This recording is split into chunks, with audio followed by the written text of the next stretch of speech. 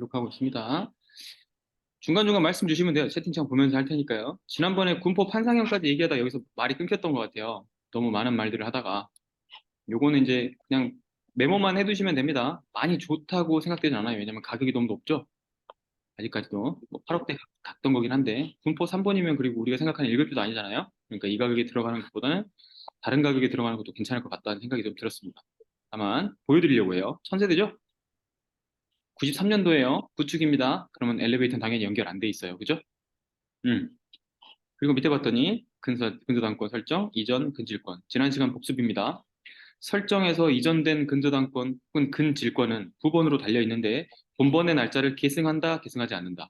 계승한다 1번. 네, 좋아요. 이제 여러분들은 다 이해하신 겁니다. 그래서 제가 이거 하나 더 이어드렸어요. 그죠? 근질권만큼 뭐가 더 중요하다? 근질권하고 비슷한 게 하나 있었는데 제가 이거 두 개 연결해 놓았잖아요. 대항력과 관련된 거. 주관식입니다. 바로 답을 말해보세요. 그러면 기억이 날 겁니다. 아직 연결 안 되셨구나. 그럼 제가 얘기합니다. 전대차의 전자가 근질권의 근자하고 되게 비슷하다고 생각하면 돼요. 그리고 근질권도 근저당의 질권이라는 뜻이고 한 번 더 가면 전질권이라고 불러요. 여기에 전자가 전대차 할 때 전자하고 같은 전자입니다. 그럼 여기서 물어보겠습니다. 대항력은 전대차일 경우 기존에 있는 대항력을 인수합니까? 안 합니까? 한다 1번, 안 한다 2번. 그래, 한다. 근질권도 번번 날짜랑 똑같으니까 원 대항력자에게 속해 있는 전대차 계약도 원 계약자의 날짜에 근거하여 대항력이 형성됩니다. 기억나시죠, 이거? 이것만 우리가 좀 주의할 거라고 했잖아요. 그러니까 여러분이 만약에 전세를 구해서 방 하나를 전대차를 줘도 그 사람도 대항력을 똑같이 여러분의 날짜로 가지는 겁니다. 오케이? 이것만 알면 됩니다. 이거 이제 약간 밀려서 하다가 넘어갔었고 3번에 혹시 관심이 있거나 지금 3번 지역에 거주하고 계시는 분들은 여기를 좀 생각하세요. 3번역 인근 이 지역 있죠? 이 지역. 이 지역에 꽉 몰려 있고요. 그리고 뒤에 산이 둘러싸고 있죠? 산이 둘러싸고 있죠? 그러니까 여기는 항아리 상권이 될 수밖에 없어요. 그래서 초, 중, 고까지가 다 몰려 있고 여기서 생활이 다 가능하기 때문에 약간 폐쇄적인 밀집 지역이라고 볼 수 있어요. 이게 제주도하고 다른 점입니다. 제주도하고 다른 점. 폐쇄적 밀집 지역이라고 하는 건 뭐냐면 뒤로는 갈 수 없잖아요. 그러니까 앞으로만 나와. 그럼 역세권이 활성화될 수밖에 없고 병원을 가든 상권을 가든 다 이쪽이 조성이 될 수밖에 없어요. 그러니까 항원수가 몇 개요? 92개. 신도시에서 학원이 92개까지 형성되는데 걸리는 시간은 10년 정도 걸립니다. 한 50개 정도 생기는 데가 5년 정도 걸려요. 그러니까 92개가 생겼다는 얘기는 여기 10년 넘은 신도시라는 얘기고 아까 94년 아파트였죠? 10년이 훨씬 넘었지. 20년 넘었죠? 느낌 아시겠죠? 그런데 아직도 우리 3번을 모르는 곳이 되게 많다. 3번에 산업단지가 있습니다. 최근 거래 내역은 한 7억 3천까지도 있고 전세는 5억까지도 있습니다. 얼마에 받느냐면 한 6억 정도에 받으면 어떨까라는 생각을 하고 단순하게 한번 내려봤어요. 매매사업자 같은 걸로 한번 해봤습니다. 월세는 마이너스고요. 단기 차익은 이 정도 납니다. 레버리지는 조금 더 높게 날 수 있겠죠. 이제는 매매사업자까지 해가지고 제가 칸을 뒤에는 만들 거예요. 그거는 설명을 좀 나중에 드릴 테니까 혹시 무료특강 들으신 분 있나요 여기서? 많이 익숙한 이름들이 있었는데 매매사업자 무료특강 들어와셨다 1번. 네, 경혜님 들어오셨군요. 그때 했던 내용을 아마 다시 복습하신 분들은 오늘 듣기가 좀 수월하실 거예요. 안 들으셨던 분들은 매매사업자 오늘 좀 다시 이야기하겠습니다. 오늘 2시간이 어떻게 잘 갈라나 모르겠네. 제가 누차 얘기 드렸잖아요, 그죠? 프로는 시간을 지킨다고. 저 오늘 꼭 시간 지킬 겁니다. 오버 안 할 거예요. 자, 옆에다 시간 놓고 갑니다. 주택도시 변경, 주택 등 주민등록. 이거 이제 복습입니다. 이거 지난 시간 했죠? 기억나시죠? 이거 지난 시간 했던 거 기억나시는 분 1번. 네, 1번. 나요. 다 나죠? 여기서 중요한 건 뭐였다고요, 오히려? 다가구는 번지수만 있어도 된다는 거랑 전대가 승계되니까 이거 전질권하고 되게 비슷하다. 기억나시죠? 또 복습입니다. 그 다음에 매도 후에 임차에는요. 그날부터 대항력 다시 생긴다. 계약을 다시 맺을 경우에. 그 다음에 선순위 근저당하고 전세는 동일하면 어떻다고요?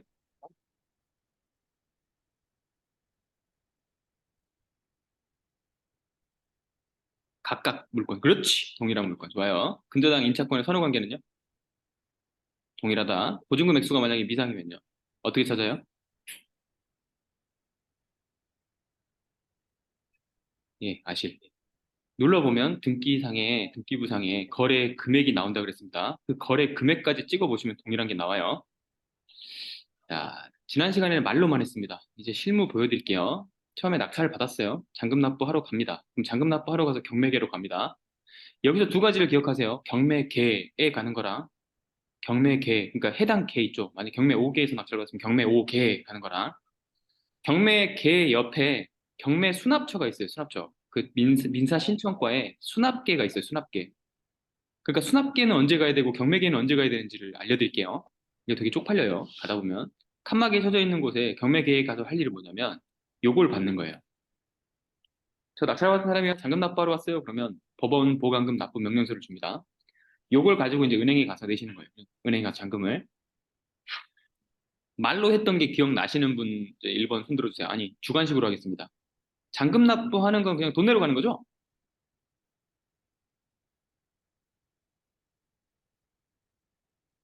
네, 뭘 가지고 와야 돼요? 까먹었어요? 뭘 가지고 와야 되게요? 서류 두 개. 그래, 그렇게만 기억나면 돼요. 서류 두 개만 기억나. 서류 두 개 여기 있습니다. 보여드릴게요. 매각 허가 결정문은 이런 신청서를 써야 돼. 이건 어디 쓰냐면 경매가 아니라 경매 신청계 접수계예요. 경매 접수계에 가가지고 매각 허가 결정 등본에 동그라미 친 다음에 이거 달라고 해. 달라고 한 다음에 수입인지 1,000원을 붙여. 이거는 은행에 가서 사야 됩니다. 우왕좌왕 할 수 있어요. 그러니까 은행에 잔금 납부하러 가셨을 때 1,000원짜리 하나 수입인지 500원짜리 하나 수입인지를 사오세요. 500원짜리는 대금 완납 증명원 받은 거고 매각허가 결정문은 수입인지 1,000원입니다. 이렇게 신청서도 써야 돼요. 그럼 이런 게 나와. 이건 지금 지분 경매에서 이렇게 많이 나온 거고요. 요거 하나 받아요 또 매각 대금 완납 증명원. 요건 500원 붙여서 받아요. 아시겠죠? 서류 두 개가 기억이 나시면 돼요. 그러면 조금 덜 쪽팔립니다. 아니면 공무원들이 안내를 잘 해줘야 되는데 잘 안 해줍니다. 경매계는 안내를 특히 잘 안 해줍니다. 아시겠죠? 알고 가셔야 돼요. 뭘 받아와야 되는지. 화내요. 웹툰 보고 있고 막 그래요. 그리고 집에 돌아왔어요. 뭘 써? 우리는 실거래 신고 필증이 없다 그랬잖아요. 취득세 신고서를 직접 쓰실 수 있는데 이거 처음에 보면 이 처음에 지금 서류 이거 처음 보신 분들 어떤 생각 드세요? 매지가이 같죠? 어디에 뭐 써야 될지 하나도 모르겠잖아요. 그죠? 네. 전소유자 쓸 필요 없습니다. 취득차니까 경락이잖아요. 그럼 전소유자는 굳이 쓸 필요 없고 여기다 일은 자기 본인 이름만 쓰면 경매 아닌 매매의 경우에 이거 쓰셔야 돼, 둘 다. 매매는 둘 다 쓰셔야 돼요. 경매의 경우에는 이것만 쓰신 다음에 밑에 여기다 취득 물건에다가 이렇게 취득 물건에다가 뭐 위에 뭐 다세대면 다세대, 아파트면 아파트, 뭐 토지면 토지, 대, 전, 도로 뭐 이런 거 쓰시는 거고 취득 일자는 어, 낙찰 일자 쓰시면 되고요. 면적 쓰시고 종류는 지목, 차종 뭐 이런 거 알았으니까 지목 쓰시면 돼요. 용도에는 뭐 거주, 주거, 뭐 아니면 상업 이런 거 쓰시는 거고 취득 원인에는 경락이라는 단어를 쓰시면 됩니다. 경매, 낙찰이라는 뜻이에요. 취득가액이라는 단어는 낙찰값만 포함시키는 게 아니라 뭐 취득세 들어간 총액입니다. 근데 이 취득가액은 여기서 지금 미리 쓰지 마시고 공무원이 써주기도 합니다. 근데 네이버를 제가 옆에서 켜놨어요, 이렇게. 농지 외에 우리는 아파트 주거반이니까 아파트를 선택을 한 다음에 거래 금액을 누르고 계산을 띡 누르면 여기에 써야 될 게 다 나와요. 취득세 얼마, 지방교육세 얼마, 그다음에 농어촌 특별세도 나오는 경우는 얼마. 지금 이건 안 내죠. 이건 안 내는 거, 이 주택상관의 1.1%니까. 그래 다음에 여기 쓰고 나서 이거 스캔. 아니면 이걸 우편으로 보내도 돼. 직접 가지고 가도 돼. 우편, 직접 간다, 스캔. 저는 스캔을 택할 겁니다. 집에 앉아서 하기 위해서. 그 다음에 여러분이 놓치는 거 뭐? 등록면허증 놓친다 그랬어요, 이거. 이것도 써야 되는데 이거를 못 쓰신다. 서류가 이렇게 생겼습니다. 뭘 쓰시냐? 여기다 말소라고 써놨죠, 말소. 네, 이거 하나만 쓰시면 돼. 인적사항 쓴 다음에 말소 몇 건이냐? 뭐 네 건이다 그러면 말소 4라고 쓰시던 거. 해가지고 납부할세액이 4면 7,200원 곱하기 4를 여기다 쓰시면 돼요. 금액을. 농어촌 투표 지금 계산해주니까 이거 쓰지 마세요. 쓰지 마시고 나머지 신고인 하고 다시 스캔.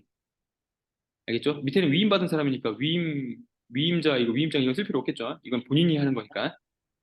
아시겠죠? 위임이 할 경우에는 위임하시면 되고. 자, 지금까지 다 뭐였냐면 실거래 신고필증이 없는 걸 대체하기 위해서 두 개 받아온 서류를 가지고 그 두 개의 서류에다가 취등세 신고서, 등록면허세 신고서 두 개를 쓴 다음에 이거 네 개를 첨부하는 거야. 제가 이제 그 한 시간을 맞추기 위해서 모르토강 때는 이거 확 스킵하고 지나갔고요. 지금은 자세히 하겠습니다. 천천히 자세히 할 테니까 잘 들어요. 서류 몇 개? 네 개 두 개. 준비하는 거, 네 개. 네 개. 그러면 이제 더하기 빼기 잘하시면 됩니다. 서류 네 개를 팩스를 보냈어. 그리고 이거 우편으로 보내드릴 테니까 위택스에 빨리 넣어주세요라고 얘기했습니다. 위택스에다가 세금을 넣어줬네요. 그러면 우리가 이게 네 개 두고 몇 개 떼야 돼요?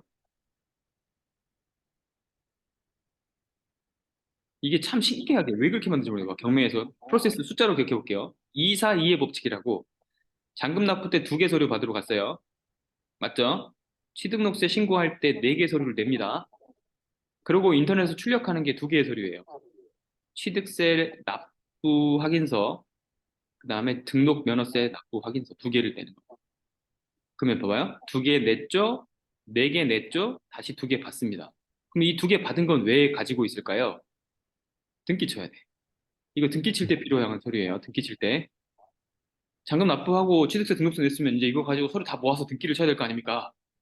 여러분 셀프 등기도 이제는 저한테 배우시면 어렵지 않다고 느껴지실 거예요. 근데 처음에는 엄청 우왕좌왕한다니까 이게. 시간 엄청 잡아먹어요. 차라리 법무사한테 맡길 거라는 생각이 하루에도 한 12번 들어요, 이게. 근데 그 뭐의 법칙? 2, 4, 2의 법칙을 기억하죠. 2, 2, 4, 2, 2. 4, 2, 그 1. 2로 따라 하시게 되잖아요. 두 개 받으러 가. 잔금 납부 때 두 개 받으러 가. 그 다음에 네 개를 팩스로 보내거나 우편으로 보내거나 직접 가서 제출해. 그럼 취득세까지 완료가 된 거예요. 그 다음에 두 개를 다시 출력하면 됩니다.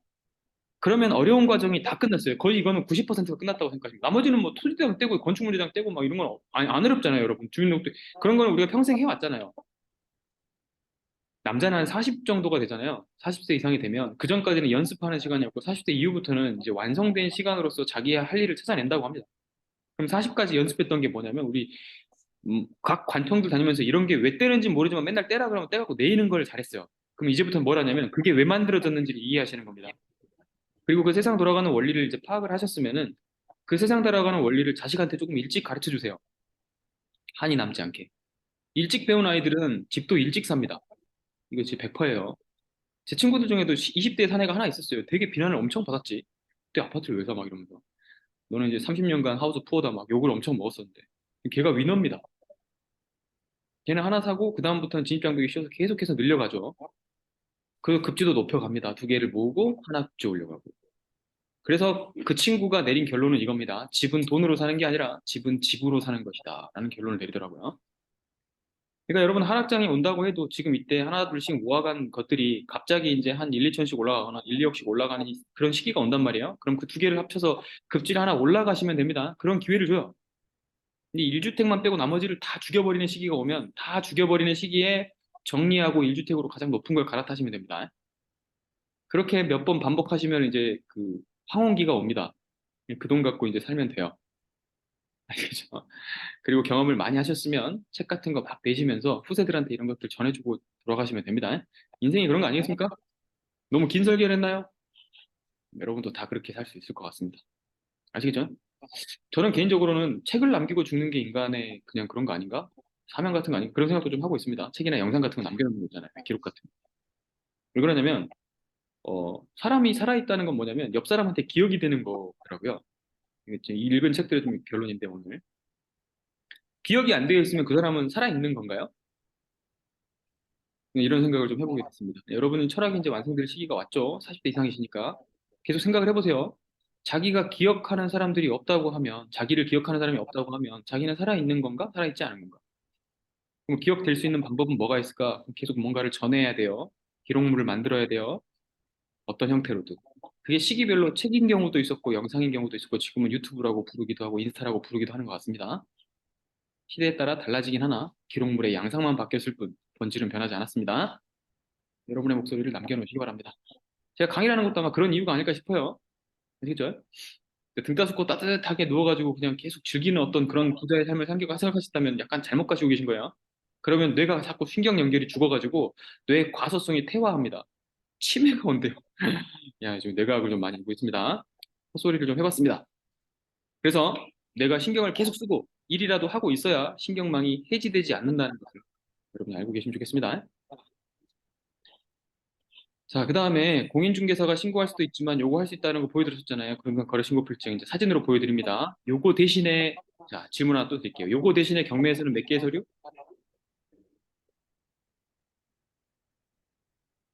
경매에서는 요거 대신에 몇 개의 서류? 두 개의 서류. 뭐? 대금 완납 증명원, 매각 허가 결정문. 자, 이거 어디다 냅니까? 지자체 취득세과에 냅니다. 몇 개? 두 개에다가 두 개 플러스해서 네 개를 내요. 네 개. 취득세 신고서, 등록면허세 신고서. 그럼 몇 개가 돌아와요? 두 개가 돌아오죠. 에? 두 개가 돌아오죠. 에? 그럼 이거 등기실 때 하는 서류가 되는 거예요. 근데 일반 매매도 여러분이 하실 수 있잖아요. 일반 매매도 할 수 있을 것 같아요. 일반 매매할 땐 이걸 직접 하시면 됩니다. 이거. 임대 앞으로 주시거나 그럴 때 아직 우리 반에서는 임대가 있을 것 같기도 한데 지금 임대 주시는 물건이 있다 1번. 집이든 뭐 상가든 뭐든 오피스텔이든 없으십니까? 있네요. 은혜핑님 좋아요. 은혜핑님은 임대 신고를 잠깐만 임대 사업자 등록하셨어요? 은혜핑님 임대 사업자 등록했으면 1번. 점식님도 안 했네. 임대사업자 등록이 안 했으니까 임대사업자 만약에 등록을 하게 되면 이제 주택이 늘어나면 해야 될 수도 있어요. 맞죠? 해야 될 수도 있잖아요. 그러면 부기 등기를 해야 되는데 그때 지금 오늘 배우신 거 써먹으면 돼요. 등록 면허세 할 거라서 안 했어요. 좋아요. 뭐 모아 가실 생각이 언젠간 들 수도 있잖아요. 그죠? 임대사업자를 만약에 신청을 하시면 그 임대사업자를 여러 개의 주택을 이제 신청을 하면 일시적 이주택 완전 되게 많이 하시네. 일시적 이주택이면 이제 팔 시기가 언젠가 오네요. 그럼 비과세 받고 다시 돌리고 돌리고 돌리고 저것도 좋은 전략입니다. 여러 번 거래 못 하시겠는 분은요. 상급지에 있는 주택을 내년 안에 팔고 하나 돌리고 하면서 1년마다 한 번씩 거래를 계속 하시는 방식으로 유지해 가시는 것도 괜찮은 방법입니다. 한 번만 일시적 이투기 딱 되면 1년 지나고 나서 사면 되잖아요. 그럼 1년 뒤 지나면 다시 2년째가 돌아오니까 팔고 다시 사서 다시 1년 돌 때 다 팔고 다시 1년 돌고 다시 팔고 그럼 1년마다 한 번씩 거래하면 굉장히 차익이 많이 나잖아요. 비과세로 하니까 세금 안 내니까. 그게 매매사업자 할아버지보다 훨씬 더 많은 수익을 낼 수 있습니다. 일시적 이주택 굉장히 좋은 제도입니다. 저는 매매사업자 할아버지보다 사실 일시적 이주택 수업하고 싶긴 한데 사람들이 욕심 많아서 자기가 한 5개 살 수 있다고 생각을 하는 모양이에요. 1년에 한 개 사기 매우 어렵습니다. 은혜핑님 어렵던가요? 쉽던가요? 경매는 더욱더 낙찰받기가 좀 여러분이 어렵다고 생각을 할 거예요. 높게 안 쓰시니까. 근데 사는 건 쉽잖아요. 부동산 가지고 쇼핑하듯 사면 되니까. 그런데 그게 그렇게 쉽게 결정이 내리지 않아요. 워낙 고가성이니까. 여러분이 차 살 때도 부들부들 떨죠? 차 살 때도 한 3개월 고민하지 않나? 온갖 성능이랑 마력 다 비교하면서. 맞죠? 집 살 때는 오히려 더 간단하게 사더라고. 난 집 살 때 폰 사는 거보다 더 빨리 결정하는 거 깜짝 놀랐네. 네, 그러면 이제 충동 구매가 되는 겁니다. 많이 알아보시고 하세요. 이렇게 위텍스에 넣어줘요. 가서 납부 확인서 발급하면 돼요. 다시 242의 법칙. 뭔가 그럴듯한 법칙 같죠? 근데 별로 그럴듯한 거 아니야. 두 개를 받아서 네 개를 주면 두 개를 줘요. 인생 같네. 그죠? 인생도 두 개 받고 태어나서 네 개 만든 다음에 다시 두 개가 되잖아요. 그죠? 받으시면 됩니다. 이 두 개는 왜 가지고 왔냐면요. 이거는 서울에서 발행하면 이런 소리가 나요. 양식은 아니, 저기 내용 본질은 똑같은데 양식이 다르죠. 서울이 조금 더 세련돼 보이나요? 그런 분들도 있던데. 서울이 조금 더 세련돼 보여요. 이렇게 말하는 사람도 있더라고. 그렇긴 하네. 도표를 약간 멋있게 만들었잖아요. 그죠? 그 두 개 정도의 차이. 아시겠죠? 똑같아요. 이 납부 확인서 어떻게 해야 된다고요? 들어있는 금액 잘 보세요. 들어있는 금액. 이거는 취득세 납부 확인서죠. 이게 같이 되어 있지만요. 서울은 따로따로 돼 있네. 여기는 취득세하고 등록면세 같이 돼 있잖아요. 근데 여기 나와 있는 게 지금은 취득세예요. 취득세. 그런데 등록 면허세인 경우에는 얼마 나와 있을까요? 말소 한 건이었으면 7,200원 나와 있습니다. 오케이? 좋아요. 그다음 넘어갑니다. 예, 이게 등록 면허세. 보이세요? 생긴 건 똑같이 생겼는데 금액이 다르죠? 이거는 말소 몇 건 한 겁니까?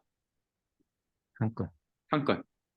등록이어도 한 건. 자동차 등록할 때도 여러분 이 돈 냈어요. 아시겠죠?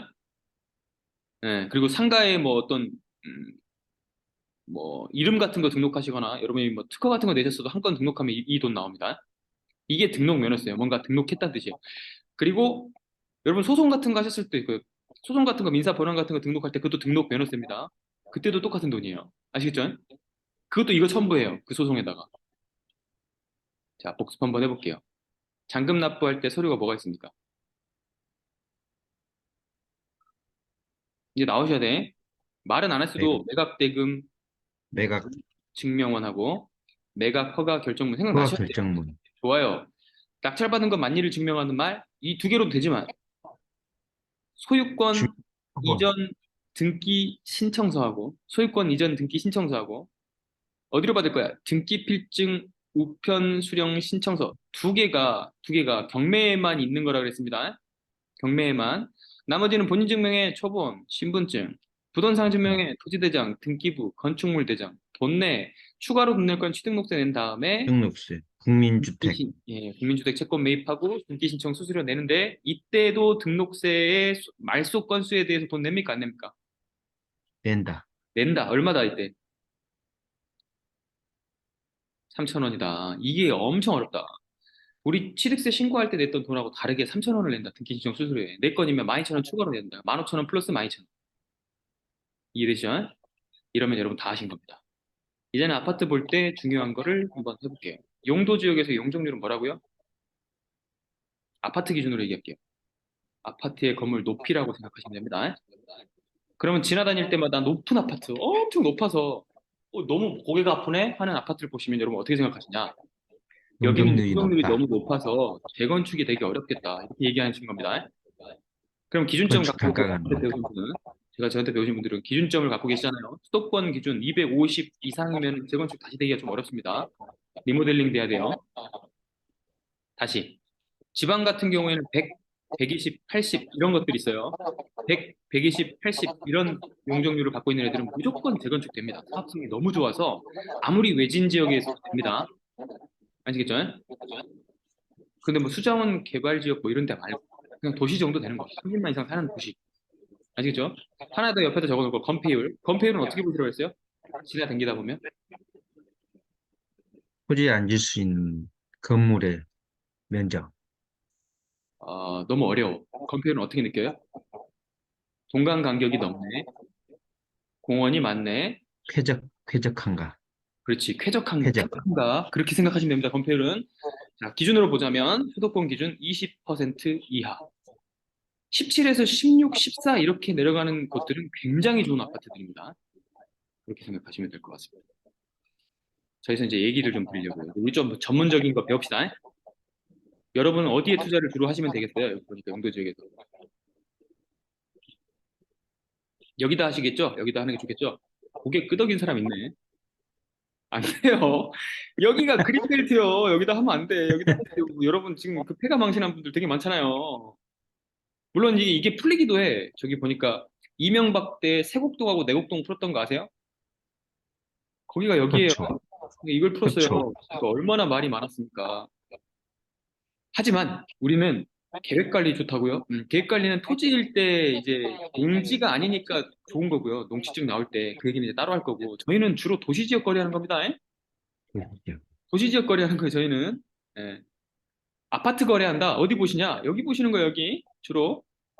물론 이쪽도 아파트가 없는 건 아닙니다만 공업지역은 없고 녹지지역 없고 상업지역에는 중심 상업지역에 가끔 올라가는데 이건 주상복합 형식으로 만들어진 아파트 등록 이름만 아파트예요. 그냥 밑에는 상가고 막 백화점 있고 그런 아파트 기억나세요? 이를테면 음, 잠실 롯데타워도 중심 상업지역에 있는 아파트입니다. 위에는 오피스텔로 등록돼 있긴 하지만 그죠? 백화점이 밑에 쫙 있고 위에는 사람들 살죠? 월세 2천만 원 한다던데 그죠? 네, 그런 형식일 겁니다. 준주거 지역 정도까지가 주거 지역으로서 아파트로 인정하는 그런 유일한 곳입니다. 그러면 어떻게 되냐? 일종 전용 주거 지역에 사시는 분들 어떻게 생각을 하면 되냐면 빌라나 단독주택이 지어진 곳들 있죠? 타운하우스라든지 그런 거. 네, 일종이에요. 주상복합도 주거 지역에 들어가나요? 주상복합도 주상복합 나름이죠. 지금 미진님이 생각하시는 엄청 큰 주상복합은 주거 지역에는 못 들어가겠죠. 용적률 자체가 이렇게 돼 있으니까. 미진님이 준주택. 상상하시는 주상복합은 제가 느낄 때는 올림픽대로 타고 가다 보면 오른쪽에 보이거나 왼쪽에 보이는 거 정도죠. 맞으면 1, 안 맞으면 2. 맞죠? 봐봐. 근데 신기가 있죠. 다 맞추잖아. 그 정도는요, 주거지역 아니에요. 그 정도는 주거지역일 수가 없지. 왜? 이 음, 정도가 돼야 되잖아. 적어도 준주거지. 준주거 정도는 돼야지 우리 눈에서 차 타고 가면서 보입니다. 아시겠죠? 옆에 아파트 정도 높게 보인다 그런 정도가 우리가 보통 뭐 250, 200 이 정도 될 텐데 주상복합은 그거보다 훨씬 더 높게 보입니다. 아시겠죠? 지금 그보다 좀 낮은 데 있어. 그러면 주거지역에 들어갈 수는 있어요. 주상복합은 어떻게, 주상복합이란 말이 있는 게 아니에요. 주상복합은 뭐냐, 아파트라고 돼 있거나, 아니면 오피스텔이라고 돼 있거나, 아니면, 뭐 용적률. 주상복합이라고 나눠서, 등기를 나눠서 4층까지는 지을 수 있고, 그 위는 뭐 도시형 생활주택이라든지 오피스텔이라든지 이런 걸로 구분되어서 등기가 따로 됩니다. 하나의 건물 자체를 지칭하는 말이 아니다. 오케이? 좋아요. 그리고 우리가 상가주택이라고 많이 부르는 거는 등기에 상가주택이 이렇게 나온 게 아니에요. 1, 2, 3, 4층은 상가를 쓸 수 있고 5층 위부터는 주택으로 쓸 수 있다. 이런 뜻입니다. 그럼 그 주택은 허가법의 주택법에 따라 또 다시 도시형 생활주택이 될 수가 있고 오피스텔이 될 수가 있고 그다음에 아파트가 될 수가 있겠죠. 그리고 우리가 보기에 전혀 아파트 같지 않은 게 아파트라고 불리는 서울 아파트들이 많습니다. 경매의 아파트라고 나오지만 아시겠죠? 그리고 엔간하면 주상복합은 진짜 삐까뻔쩍한 곳이 아니면 사면 안 됩니다. 알고 계시나요? 단일동으로 구성된 게 많고 재건축될 가능성은 없습니다. 왜냐하면 용적률을 다 써버렸기 때문에. 제가 왜 250으로 규정 지은지 아시겠죠?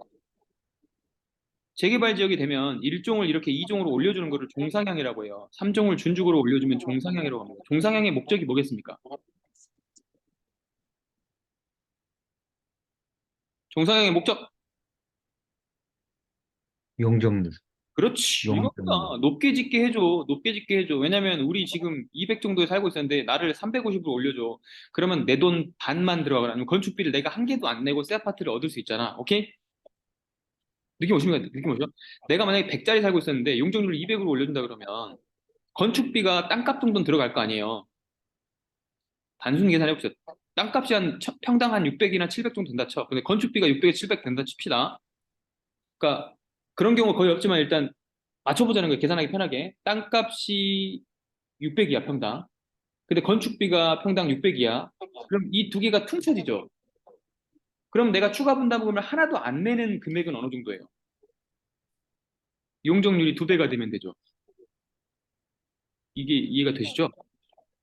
만약에 내가 150짜리 아파트를 사는데 용적률이 300으로 올라갔어. 그럼 내가 낼 돈이 한 개도 없는 거예요. 공식상으로. 이해되시죠? 이건 나중에 이제 재건축 계획을 보면서 합시다. 아무튼 그걸 보는 겁니다. 그럼 주변에 이제 돌아다니다 여러분은 뭘 주로 보실 거냐면 서울 지역은 상업 지역이 되게 많아요. 역세권은 거의 다 상업 지역 빨간색으로 해놓습니다. 거기에 높은 오피스텔 많이 있죠? 근데 그 오피스텔 1층부터 4층까지는 거의 상가가 같이 들어있거나 백화점 들어가 있거나 뭐 여러분이 알고 있는 A세컨드 이런 거 들어가 있죠? 그잖아요. 무신사 들어가 있거나 뭐 홍대 같은 데 가보셨나요? 높은 빌딩 밑에는 항상 상가 정도 있잖아요. 아시죠? 네, 그렇다 칩시다. 그 상업지역도 이렇게 분류가 돼 있는데 여러분이 중심 상업지역이라고 하는 거 영어로 하면 CBD입니다. 센터 비즈니스 디스트릭트예요. 요거를 외워놓으시라. 요거를. 중심 알겠습니다. 상업지역이라고 하는 거 빨간색을 쳐놓으면 됩니다. 여기가 서울에서 제일 비싼 땅. 북쪽에는 명동이라는 데가 있고요. 아래쪽으로 내려오면 강남 역삼이 있습니다. 동쪽으로 가보시면 잠실 송파가 있고요.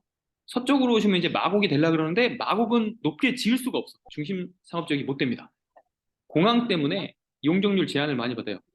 그래서 고도제. 주거 지역에서 만약에 낮은 아파트에 사는 걸 좋고 쾌적한 곳을 좋아하시면 마곡 쪽으로 오시면 굉장히 괜찮습니다. 이쪽에 이렇게 만들어진 서울. 지역이에요. 평야땅에다가 왜냐면 공항이 있어서 그 높게 못 지어. 만약에 그 공항을 김포공항 이전해 버렸어.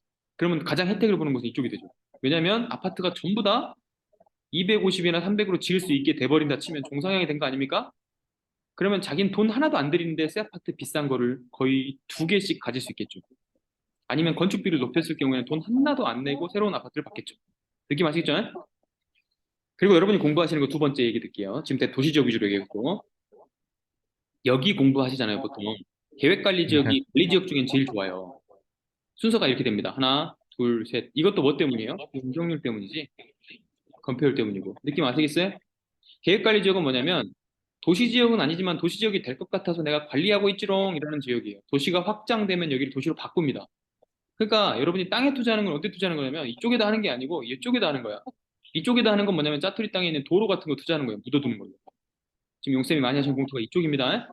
개발될 것 같은 쪽에다가 도로 같은 거 묻어놓는 것을 도시지역 투자 토지법. 여러분이 진짜 흔히 알고 있는 땅 투자는 뭐냐면 계획관리 지역 같은 데를 사가지고 어디가 신도시가 들어올 것 같다라고 생각하는 지역을 갖다가 투자를 하는 겁니다. 보전관리 생산관리는 도시가 들어오는 지역은 아니고요. 신도시 개발하는 지역은 계획관리 지역을 한단 말이에요. 그런데 지도상으로 봤을 때 여러분이 동쪽과 서쪽으로 나눠보면요. 경부고속도로 타고 쭉 내려가는 쪽에 계획관리 지역을 막 지정해 놓은 곳이 있습니다. 천안아산 쪽이라든지 평택 쪽이라든지 이런 쪽에. 보셨어요, 혹시? 토지 보시는 분들은 그렇게 보시면 됩니다. 아시겠죠? 그다음에 농림지역이라고 하는 것은 두 개로 이어졌어요. 여기 별표 쳐놓으세요. 질문을 거의 못 하십니다. 농림지역 농지증 나옵니까? 안 나옵니까? 일단 예, 안 나온다고 생각하시면 돼요. 안 나온다고. 농림지역은 기본적으로 안 나온다고 생각하시면 돼요. 근데 농림지역 안에 뭐가 들어있냐면 여러분 산지가 들어있어. 산지. 보전산지, 준보전산지에서 임야라고 하는 게 들어있거든요. 임야. 임야는 농지증이 필요가 없어요. 그래서 농림지역 내에 임야라고 써놓으세요. 농림지역 내 임야 혹은 산지는 농지증 필요 없습니다. 아시겠죠? 그래서 개발계획 돈다고 농림지역 쪽에 임야 사놓으신 분들 되게 많아. 그런데 사실 농림지역 쪽에 있는 임야는 보전산지이기 때문에 여러분이 뭘 생각을 하시냐면 산지를 개발할 거 아니면 보통 묘지 같은 거 조성하려고 사시는 거예요. 아시겠죠? 우리 삶에 다 연관이 있네요. 우리 수익을 위해서는 이쪽입니다. 수익을 위해서는 이쪽이에요. 그리고 토지 수익을 위해서는 이쪽입니다. 아시겠죠? 좋아요. 네, 다시 볼 수 있겠죠? 그래서 제가 이 뒤에 다 바꿔놨어요. 이렇게. 단독주택, 공동주택, 저층주택, 중층주택, 중고층주택. 왜 이렇게 되는지 알겠지? 용적률 때문, 용적률 때문, 용적률 때문, 용적률 때문. 상업지역은 중심산업지역이 제일 중요하다고 그랬어요. 서울에 사시는 분들도 경기도에 사시는 분들은 다 이건 알고 있어야 돼. 자, 북쪽에서 제일 핫한 지역 어디? 가장 높은 빌딩이 많은 지역? 종로, 명동. 명동, 광화문 생각나시면 됩니다. 한강 중간쯤에 내려오면 어디 있어요? 여의도 있죠, 여의도. 예, 영등포까지 쳐주긴 하는데 여의도가 더 깔끔하죠? 아시겠죠? 자, 동쪽으로 와봅시다. 뭐가 있나요? 강남 역삼 빌딩 숲 있죠? 바로 옆에 잠실 송파 있고 잠실 송파하고 강남 사이에다가 현대가 산전부지를 사들였습니다. 거기다 비즈니스 센터 짓는다고 하지만 조단위 공사가 계획되어 있습니다. 그쪽은 잘 될 수밖에 없죠 또. 공업지역은 서울에 많지는 않습니다. 아시겠죠? 왜냐하면 국가산단이라고 하는 게 가산하고 구로지역밖에 없기 때문이에요. 서울은. 그리고 오른쪽으로 성남의 상대원 쪽에 가면 하나 있습니다. 오케이? 녹지지역은 일단은 보지 않으셔도 됩니다. 그리고 여러분이 생각하는 도시지역에도 녹지지역이 왜 있냐? 우리가 도시 지나가다 보면 예, 공원 있죠, 공원. 뭐, 주차장 옆에 나무 심어놓은데 완충지역 같은 것도 있고 그런 게 녹지지역입니다. 녹지지역의 역할을 못하는 그냥 녹지지역이에요. 아시겠죠? 농림지역은 뭐만 생각하시냐면 이렇게 묶어서 여기가 농지증이 안 나오는 지역이에요. 거기 가서 살거나 경영을 하지 않으면. 근데 여기는 농지증이 필요가 없단 말이에요. 아시겠죠? 자, 이제 오늘처럼 다시 주거 추천합니다. 제가 추천했던 물건이든 자기가 겠던 물건이든 한 번이라도 입찰해 보신 분 있나요? 입찰했다 1번. 좋아요. 어. 그런데 지금 낙찰 소식은 없는 거 보니까 폐찰하셨군요. 그죠? 웃고 계시네. 폐찰했다 1번. 가격 차이 얼마입니까? 얼마 정도 가격 차이 났습니까? 퍼센트로 얘기하세요. 10% 이하? 이상. 이하 1번. 아, 넘겼어요. 점식님은 좀 높게 쓰세요, 이제. 10% 이하권으로 들어오라고 제가 이제 말씀을, 기준선을 잡아드린 게 뭐냐면, 조금 인기가 떨어지는 것 같은 지역은 70에서 80. 80 쪽에 가깝게 쓰시고, 인기 지역은 90에서 100인데 100에 가깝게 쓰시면 됩니다. 그러니까 지금 거의 이제 경매 쪽에서는 좀 부동산이 그나마 조금은 살아났다고 보는 거죠. 30명에서 40명씩 들어오니까. 그게 다시 팔리는 건 또 다른 문제입니다.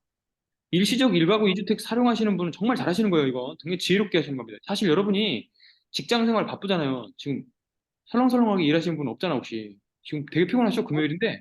지금 금요일인데 어디 술 마시러 안 가고 지금 이걸 듣고 있다고요? 이거 엄청나신 분들이에요, 이게 에너지가. 나도 지금 집에 가고 싶어요. 애기 보고 싶어 죽겠어요. 요즘에 월요일부터 금요일까지는 아이를 보지 못하고 있습니다, 지금 전혀. 아침에 출퇴근할 때만 잠깐 출근시켜주고. 아, 그래서 이거 밤에 이거 하는 거 좀 힘들다, 이런 생각을 하고 있었습니다. 근데 여러분은 지금 이 놀 시간에 지금 이렇게 하고 있잖아요. 그죠? 그럼 뭐예요? 제가 생각했을 때는, 에, 열심히 일하고 계신 여러분이 이 시간까지 이렇게 쓰고 계시잖아요. 그러면 여러 번 매매를 할 수 있는 기회는 없지 않을까라는 생각이 들어요. 대리인을 막 쓰지 않는 한 낙찰을 막 받으면 막 갈 수는 없단 말이지. 전문 투자자가 아니니까. 그러면 1년에 한 개씩 한다는 목표를 세우시면 되는 것 같아요. 처음에 쉽게. 그리고 1년마다 팔 수 있잖아요. 한시적 일가구 이주택으로 계속. 그런데 이 사이클은 지키셔야 돼. 왜냐하면 이게 돌아가는 게 잠깐 길어지면 텀이 또 꺾이잖아요. 그러면 이제 1년이 아니라 이게 2년으로 늘어난다고 이렇게. 어, 영원히 써먹을 수 있는 제도입니다. 한시적 일가구 이주택은요. 비과세 받고 팔고 비과세 받고 팔고 세금 때문에 힘든 거거든요. 원래 주택이라는 건 세금 때문에 미치겠어. 2억 차익을 남겼는데 거의 1억 몇천을 뜯어가 버린다고. 너무 힘들어요. 아시겠죠? 이제 저는 설명을 길게 드리지 않겠습니다. 자, 이거 보고 제가 가르쳐 드린 거에서 나올 수 있는 모든 것들을 다 말해 보세요. 지금 이 아파트 한 개 보고. 주관식으로 쓰면 또 못하겠죠. 객관식으로 쓸게요. 판상형 타워형. 판상형. 그래요. 복도식 계단식. 야, 이거 질문하고 싶었어. 이거 복도식이에요, 계단식이에요?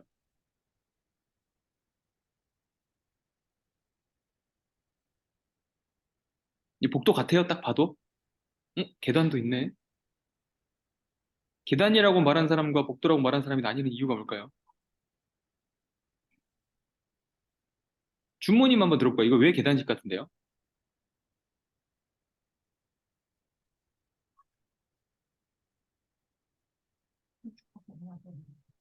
판상형은 맞아요. 예, 그렇죠. 그냥 딱 계란집처럼 생겼잖아요.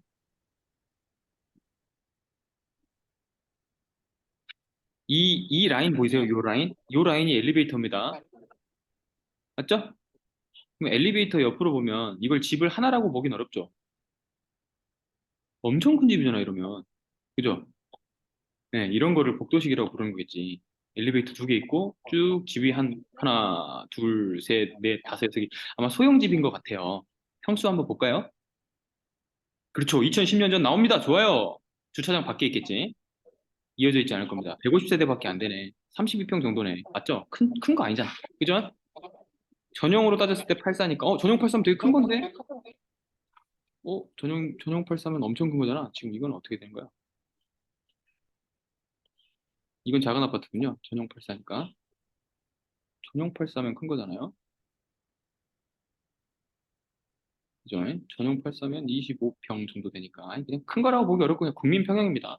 여러분이 84제곱미터 이하만 매매 사업자 면세, 부가가치 면세되는 거 아시죠?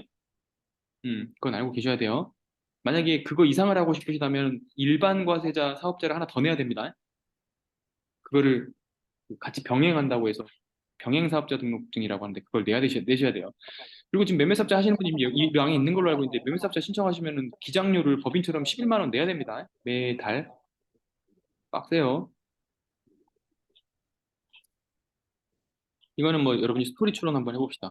단독이긴 한데 근저당권 설정이 쭉 돼 있네요. 사람한테 빌렸다, 그지? 얼마씩 빌렸나 봤더니 7천, 1억, 1억, 5천. 지금 얘는 지금 자기 집 살 때 돈을 한 개도 안 들인 거죠.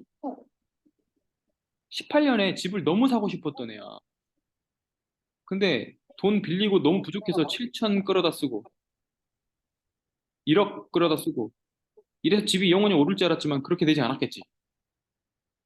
사람한테 자꾸 빌렸네요. 김기영한테는 세 번이나 빌렸어. 이 사람 뭐야? 친한 친구인가? 아니면 아빠인가? 형인가?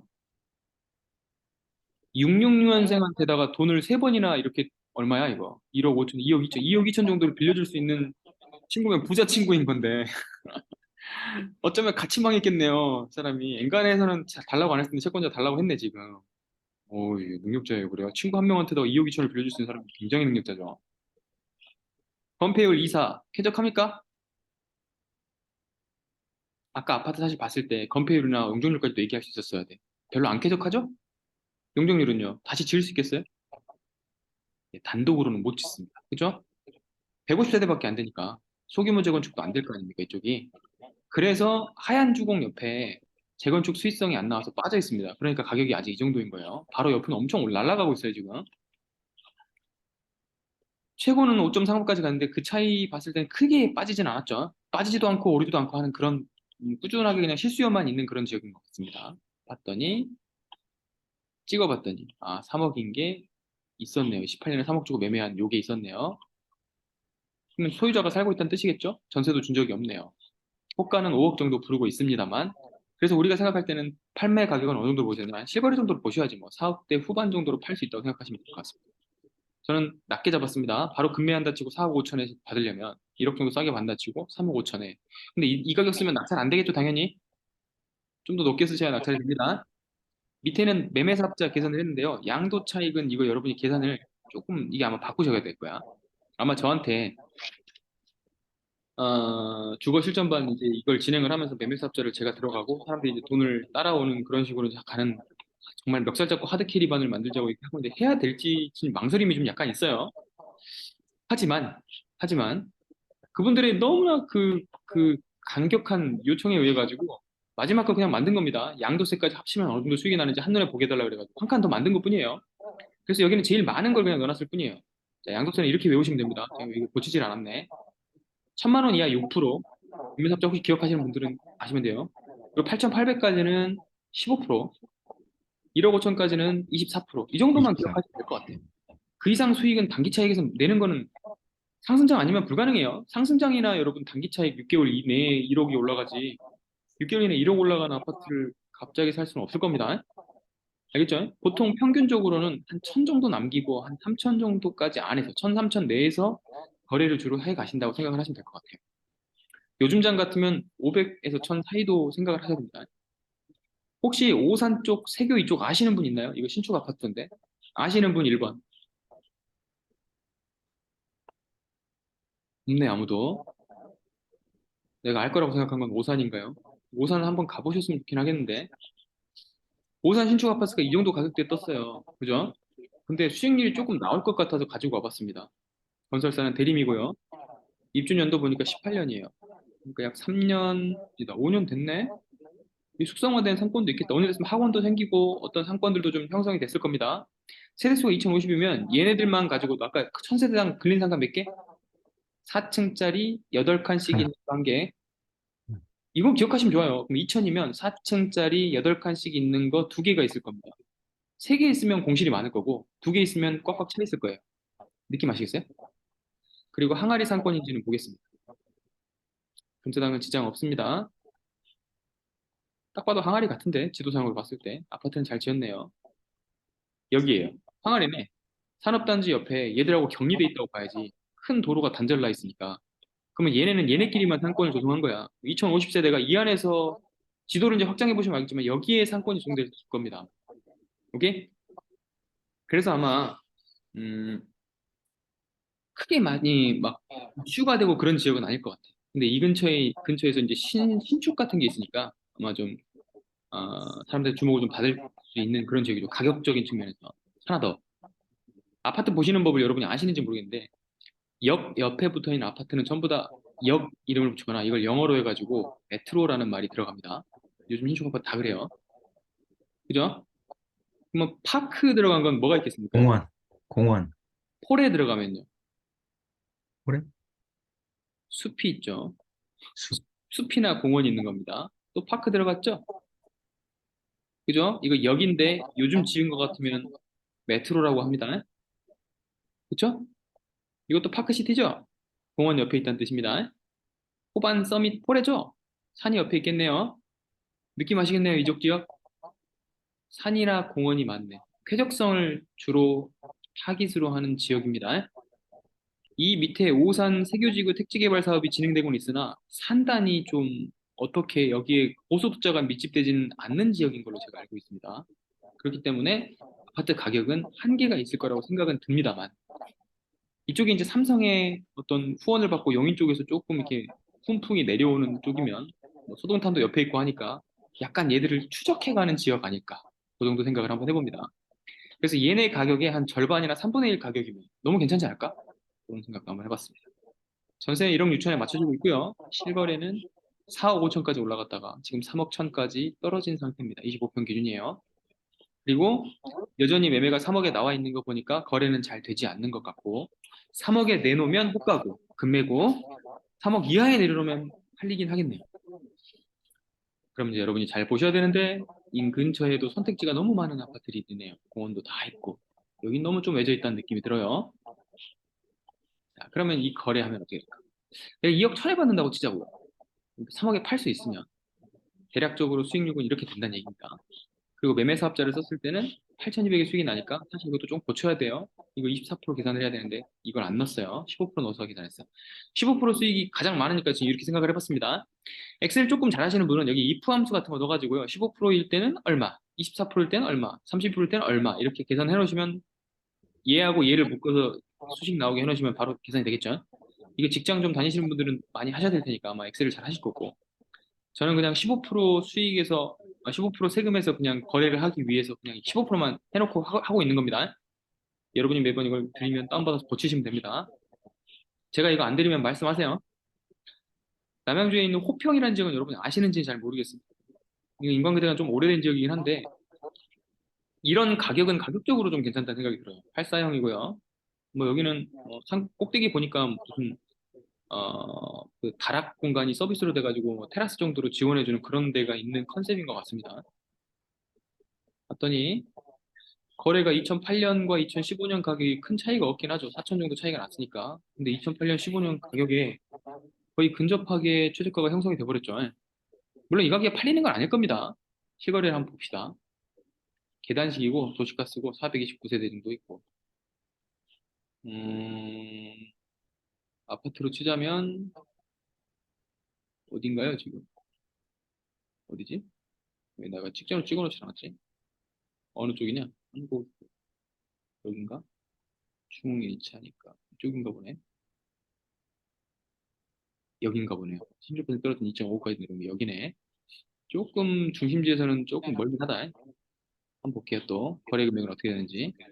최고가는 3억 2천까지 갔습니다만 같은 동일 매물이 이거 25를 찍어왔네. 이건 잘못 찍었습니다. 잘못 찍었어요. 이거 33%된 데를 찍어야 되겠네. 5구잖아 이거. 아까 84였죠? 84였죠? 잘못 찍었네요. 다른 것을 찍어야 돼요. 84를 여기나 여기를 찍으셔야 됩니다. 그러면 가격대가 두 개 봤을 때 한 1억 정도 차이 난다 치고 한 4억 정도의 형성이 돼 있을 것 같네요. 그죠? 이건 추측입니다. 이것도 그럼 계산을 잘못했네. 이걸로 계산을 해왔구나. 음.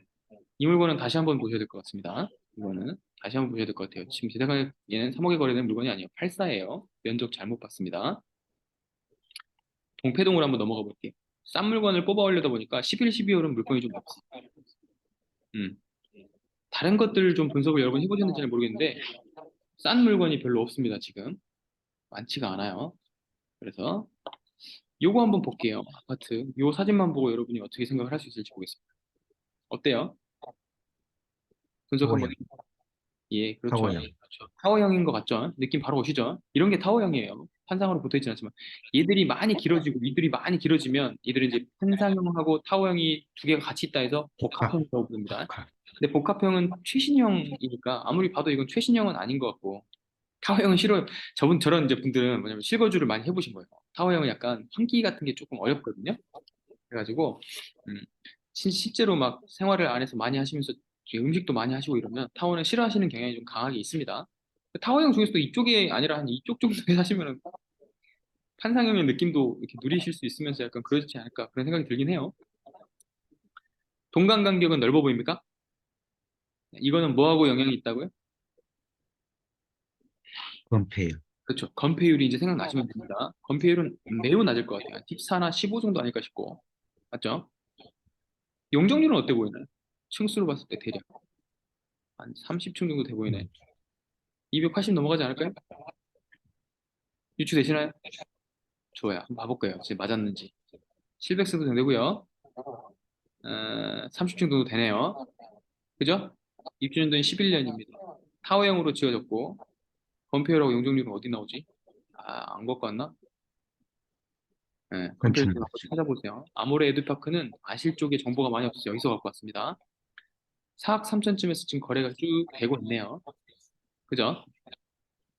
4억 3천쯤에 거래가 되고 있고. 그리고 매매 실거래가 한번 볼까요? 매매 실거래가 보면은 3억 9천쯤에서 8월에 거래가 됐네요. 그러면 이 가격에서 지금 받아주는 사람은 조금 멈춰 있네요. 그죠?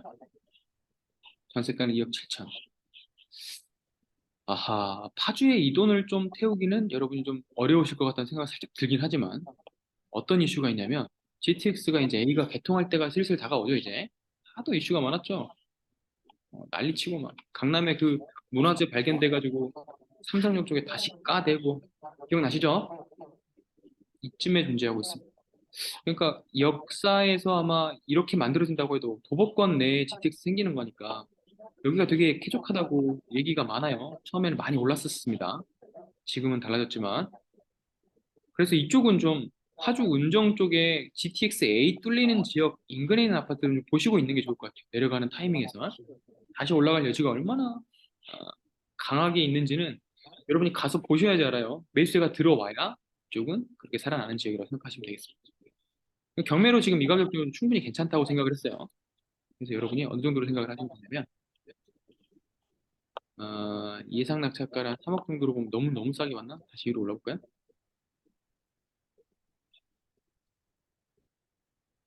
3억 정도로 봤으면 너무 싼 것 같긴 한데 3억 정도로 봤으면 너무 싼 것 같긴 한데 3억 5천을 비싸다고 생각했으니까 괜찮습니다. 이 정도로 보겠습니다. 또 전세가 2억 8천에 나간다고 생각했을 때 예상 낙찰가를 한 3억 정도에 받아주면 되겠네요. 그렇죠? 네, 여러분이 이렇게 생각하시고 진입하시면 수익률이 5천 이하니까 이건 적용된 15%가 받아요. 매매사업자는 이렇게 적용할 수 있고 개인이거나 법인이거나 이 정도의 수익을 낼 수 있다고 하실 수 있습니다. 자, 다시 1시간 냈다 왔어요. 이제 다시 맨 처음으로 돌아가겠습니다.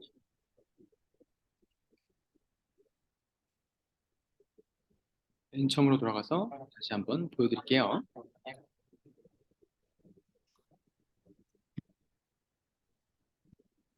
여기서부터 보겠습니다.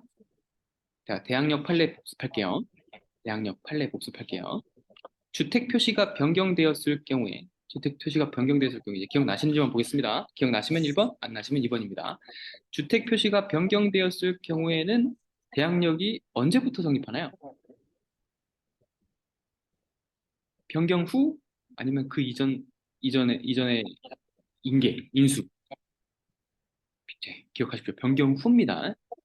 주민등록 정정 신고를 하거나 주소 같은 게 수정됐습니다. 그러면 전에 있던 대항력을 유지합니까? 아니면 새로입니까? 그렇죠. 단독 다가구는 번지수만 있어도 됩니까? 호수까지 기입이 돼야 됩니까? 번지만 있어도 됩니다.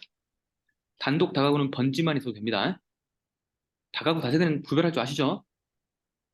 옛날 같은 경우에는 그냥 네임펜으로 1, 2 써가지고 구별해가지고 그냥 그렇게 했던 경우들이 많기 때문에 피해자들이 많이 양산됐어요. 그래서 다가구는 그냥 번지수만 있어도 대항력이 있는 걸로 인정해줍니다.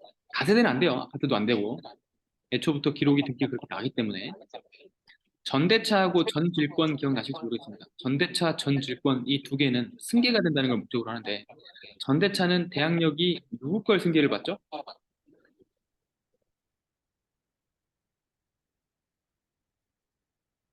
임차 받았던 사람입니다. 예, 좋아요. 이전 임차인이 다시 임차를 준 거니까 얘는 승계입니다. 여기서 질권 설명드릴게요. 다시. 질권과 전질권이 부칙으로 달려 있습니다. 얘는 누구 날짜를 승계받죠?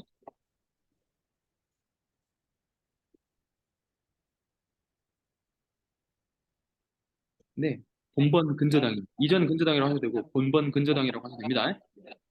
자, 매도 임차인이 계속 살려고 해요. 그러면 대항력 언제예요?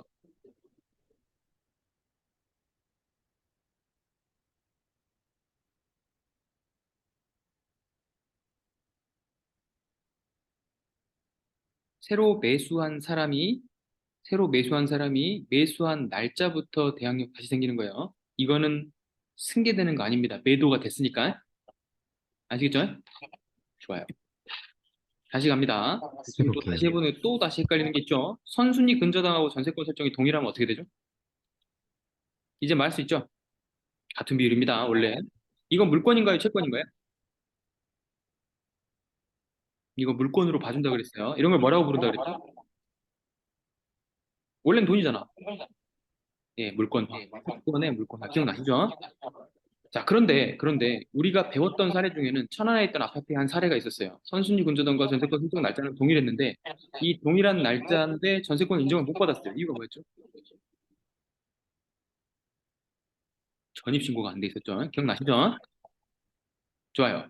보증금 액수 미상인 걸 찾아보는 방법이 과거 이전 기록, 실거래가 신고 기록을 뒤져보면 된다 그랬었어요. 아, 그리고 하나 기억나시는지 모르겠는데 임차권 등기 명령제도 기억나세요? 좋아요. 전세권 등기와 임차권 등기의 차이점 설명해 보세요. 네, 사후에 하는 게 뭐예요?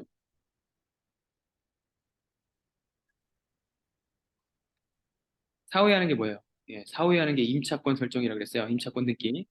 임차권 등기 명령제도는 확정일자라고 부르는 날짜가 우리가 생각하는 전입신고가 확정일자가 아니라 그랬죠. 그죠? 주택에 적용되는 확정일자, 그게 아닙니다. 임차권 등기 명령의 확정일자는 임차권 등기 명령 설정일자하고 똑같다 그랬어요. 예, 전대항 요건 승계 좋아요.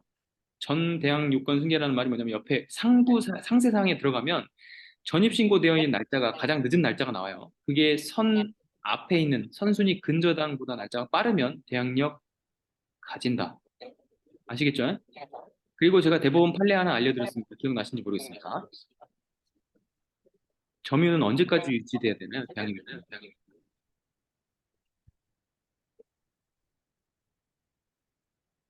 배당? 까먹었다. 배당일자가 아니고, 예, 배당 요구종기일입니다. 배당일자하고 배당 요구종기일의 차이점은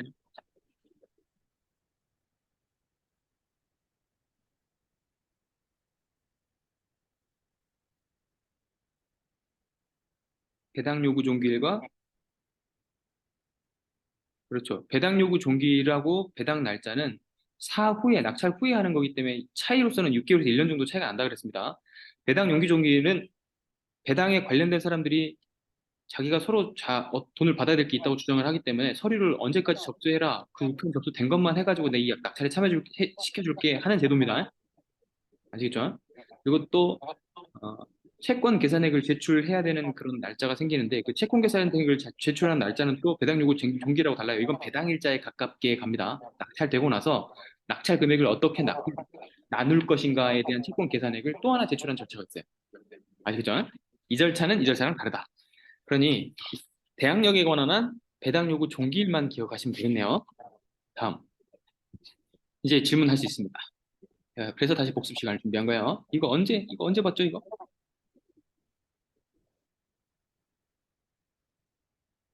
사진까지 준비한 이유입니다. 언제 받아요, 이거?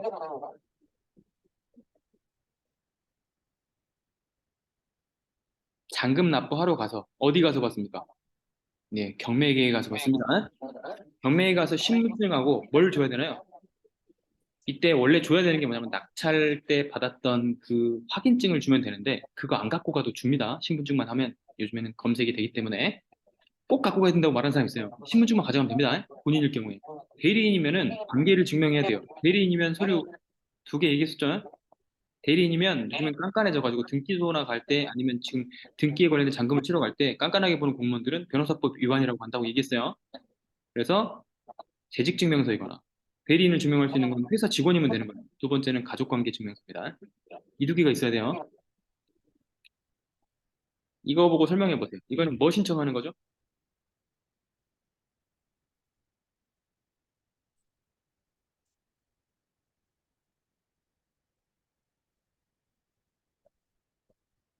매각 허가 결정문 신청하는 거죠. 매각 허가 결정문 신청할 때의 인지 이 수입 인지는 어디서 나옵니까?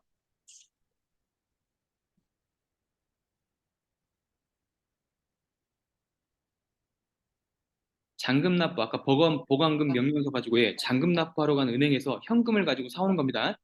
그때 안 사오시면 여기 들어와서 다시 가야 돼요. 이건 접수기에 하는 거라 그랬어요. 기억나시죠? 얘는요.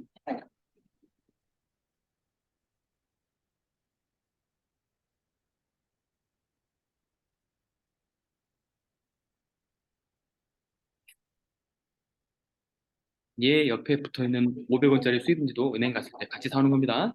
자, 우린 잔금 납부 하러 갔을 때 서류 몇 개 가지고요? 두 개. 서류 두 개. 자, 집에 돌아옵니다. 집에 돌아오면 서류 몇 개 내요? 4개. 좋아요. 자, 그러면 다음 거 넘기기 전에 서류 4개를 얘기해 보세요. 매각, 대금, 매각대금, 완납, 증여원. 나 완납, 영어가 기억이 안 나죠? 증여, 매각, 허가, 결정문. 증여원, 그다음에 2개를 써야 됩니다. 뭐 써야 됩니까? 등록 면허세 신고, 어? 취득세. 취등록, 예. 취등록, 아니요. 취득세 신고서, 등록 면허세 신고. 등록세 서류가 신고, 2개, 2개. 서류가 두 두 개. 개. 요 2개를 빨리 받는 방법은 팩스 보내는 거. 조금 천천히 하고 싶어 우편 보내도 됩니다. 난 성격 급해 직접 찾아가시면 돼요. 그리고 네이버 옆에 켜놓고 아파트의 경우에 농지 외 전용 80부 이하 주택. 만약에 여러분 토지를 사셨으면 농지가 아닌 경우 농지 외 주택 외라고 되어 있는 항목 여기를 클릭하시고 하시면 됩니다. 그럼 세율 계산이 돼갖고 나오고 거기 입력하는 게 이렇게 나와요. 말소할 사항 기록하는 등록 면허세하고 뒤에 말소를 할 수 있는 등기 신청 수수료하고의 차이점을 얘기해 보세요.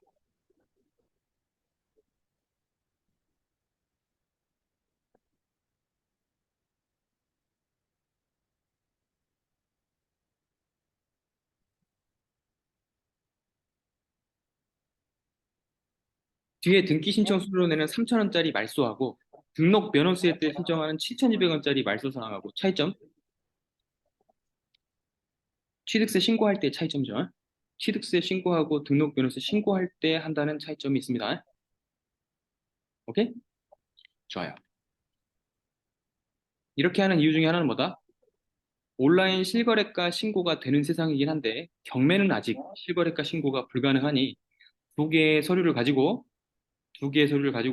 잔금 납부 때 받았던 2개의 서류를 가지고 취득세 신고서와 등록면허세 신고서를 같이 제출한 다음 우리는 2개의 서류를 받습니다. 뭘 받습니까? 취득세 납부 확인서랑 납부 영수증. 네, 그다음에 네. 등록면허세 영수증을 받습니다. 납부 확인서, 납부 확인서 2개를 기억하시면 되겠습니다. 취득세 납부 확인서랑 등록면허세 납부 확인서가 위택스에 나온 거는 같게 생겼고 이택스는 좀 다르게 생겼다. 이렇게 생겼습니다. 등록면허세는 7,200원. 한 건 등록하거나 말소했네요. 그리고 나중에 여러분이 소송을 하시게 되거든. 소송을. 자, 소송을 하시게 될 때는 이 번호를 기록을 하시는 겁니다. 그 소송장에다가 등록면허세 납부했다는 거를 요거를 첨부하시는 게 아니고 요거 번호를 넣으시면 돼요. 그럼 소송 접수가 됩니다. 이걸 헷갈리시는 분이 많아요. 전자납부 번호를 기억하시는 거 좋습니다. 소장 받거나 그랬을 때도 여러분이 이 납부 번호가 들어있어요. 이걸 갖고 있어야 나중에 거기다 입력을 할 수가 있습니다. 자, 그다음 이건 여러분이 이제 많이 복습을 했기 때문에 소송과 함께 연관지어서 얘기를 해볼게요. 소송과 함께 연관지어서 자, 잔금 납부 시 받을 서류도 있겠고 낙찰받은 거 만리를 증명할 수 있는 서류까지 얘기했습니다. 본인 증명하는 것도 얘기했고 부동산을 증명해 얘기했습니다. 돈내 어디로 받을 거야까지 얘기했죠. 그리고 전자본인 서명 확인서 발급 숙제까지 여러분이 오늘 다 했고 숙제 증명까지 해줬습니다. 전원 다 완료된 거죠? 자, 그럼 이제 소송에 관한 얘기를 해볼게요. 한쪽에서 명도를 치고 있잖아요. 지금 낙찰을 한 다음에 한쪽에서 명도를 치고 있죠. 그래서 이거 납부하는 동안에 동시에 투트랙으로 진행될 건 뭐냐면 그 집에 살고 있는 사람이 있는지 확인하는 거. 첫 번째. 그래서 같이 메모하는 겁니다. 낙찰 후에 복습하는 서류의 한쪽은 서류적인 역할. 이건 대리인 신청해도 되잖아요. 사실 직원 있으면 직원 시켜도 돼요. 다만 한쪽에서 여러분이 하셔야 될 건 뭐냐면 그 집에 살고 있는 명도 대상인 사람 확인하는 거예요. 1번. 그리고 이 서류들 중에서도 그 전 소유주가 나와 있는 주소가 나와 있으면 그걸 갖다가 여기서 이용해가지고 찾아가는 방법이 있습니다. 1번. 살고 있는 사람을 무조건 찾아내라. 그리고 사람이 살고 있지 않아도 이전 소유주를 반드시 찾아내야 되는 거. 도어락 비번을 알아내면 돈을 아낄 수 있습니다. 도어락 비번을 알아내면. 그러니까 지금 제가 이걸 왜 말씀드리냐면 이 서류가 진행되고 있는 한쪽 과정에서 여러분이 하셔야 될 일은 뭐냐면 실무적으로 집 가가지고 그 도어락 비번을 알아내는 데에 온 몰입을 하라는 얘기예요. 2가지입니다. 제가 지금 알려드린 지식으로는 뭘 하시면 돼요? 소송이라든지 돈을 내시거나 등기를 치시면 돼. 그런데 한쪽 몸은 어디가 있어야 되냐면 그쪽 집에 가가지고 도어락 비번 알아내는데 초점째 총력을 기울이시라는 거예요. 도어락 비번이 만약에 못 알아냈어요. 그러면 도어락 비번을 해제할 만한 그 비용이 들어요. 그리고 하나 더. 도어락 비번을 알아내서 열었는데 그 안에 짐이 있을 경우. 이것도 해결하는데 질문을 많이 주십니다. 그거 해결하는 게 이게 투트랙으로 가야 될 거예요. 자, 여러분한테 제가 이전에 설명드렸는지 안 드렸는지 좀 알아보기 위해서 다시 한번 설명드립니다. 짐이 있을 경우에 해결하는 방식이 뭐였나요? 지금 주관식입니다. 한번 써보세요.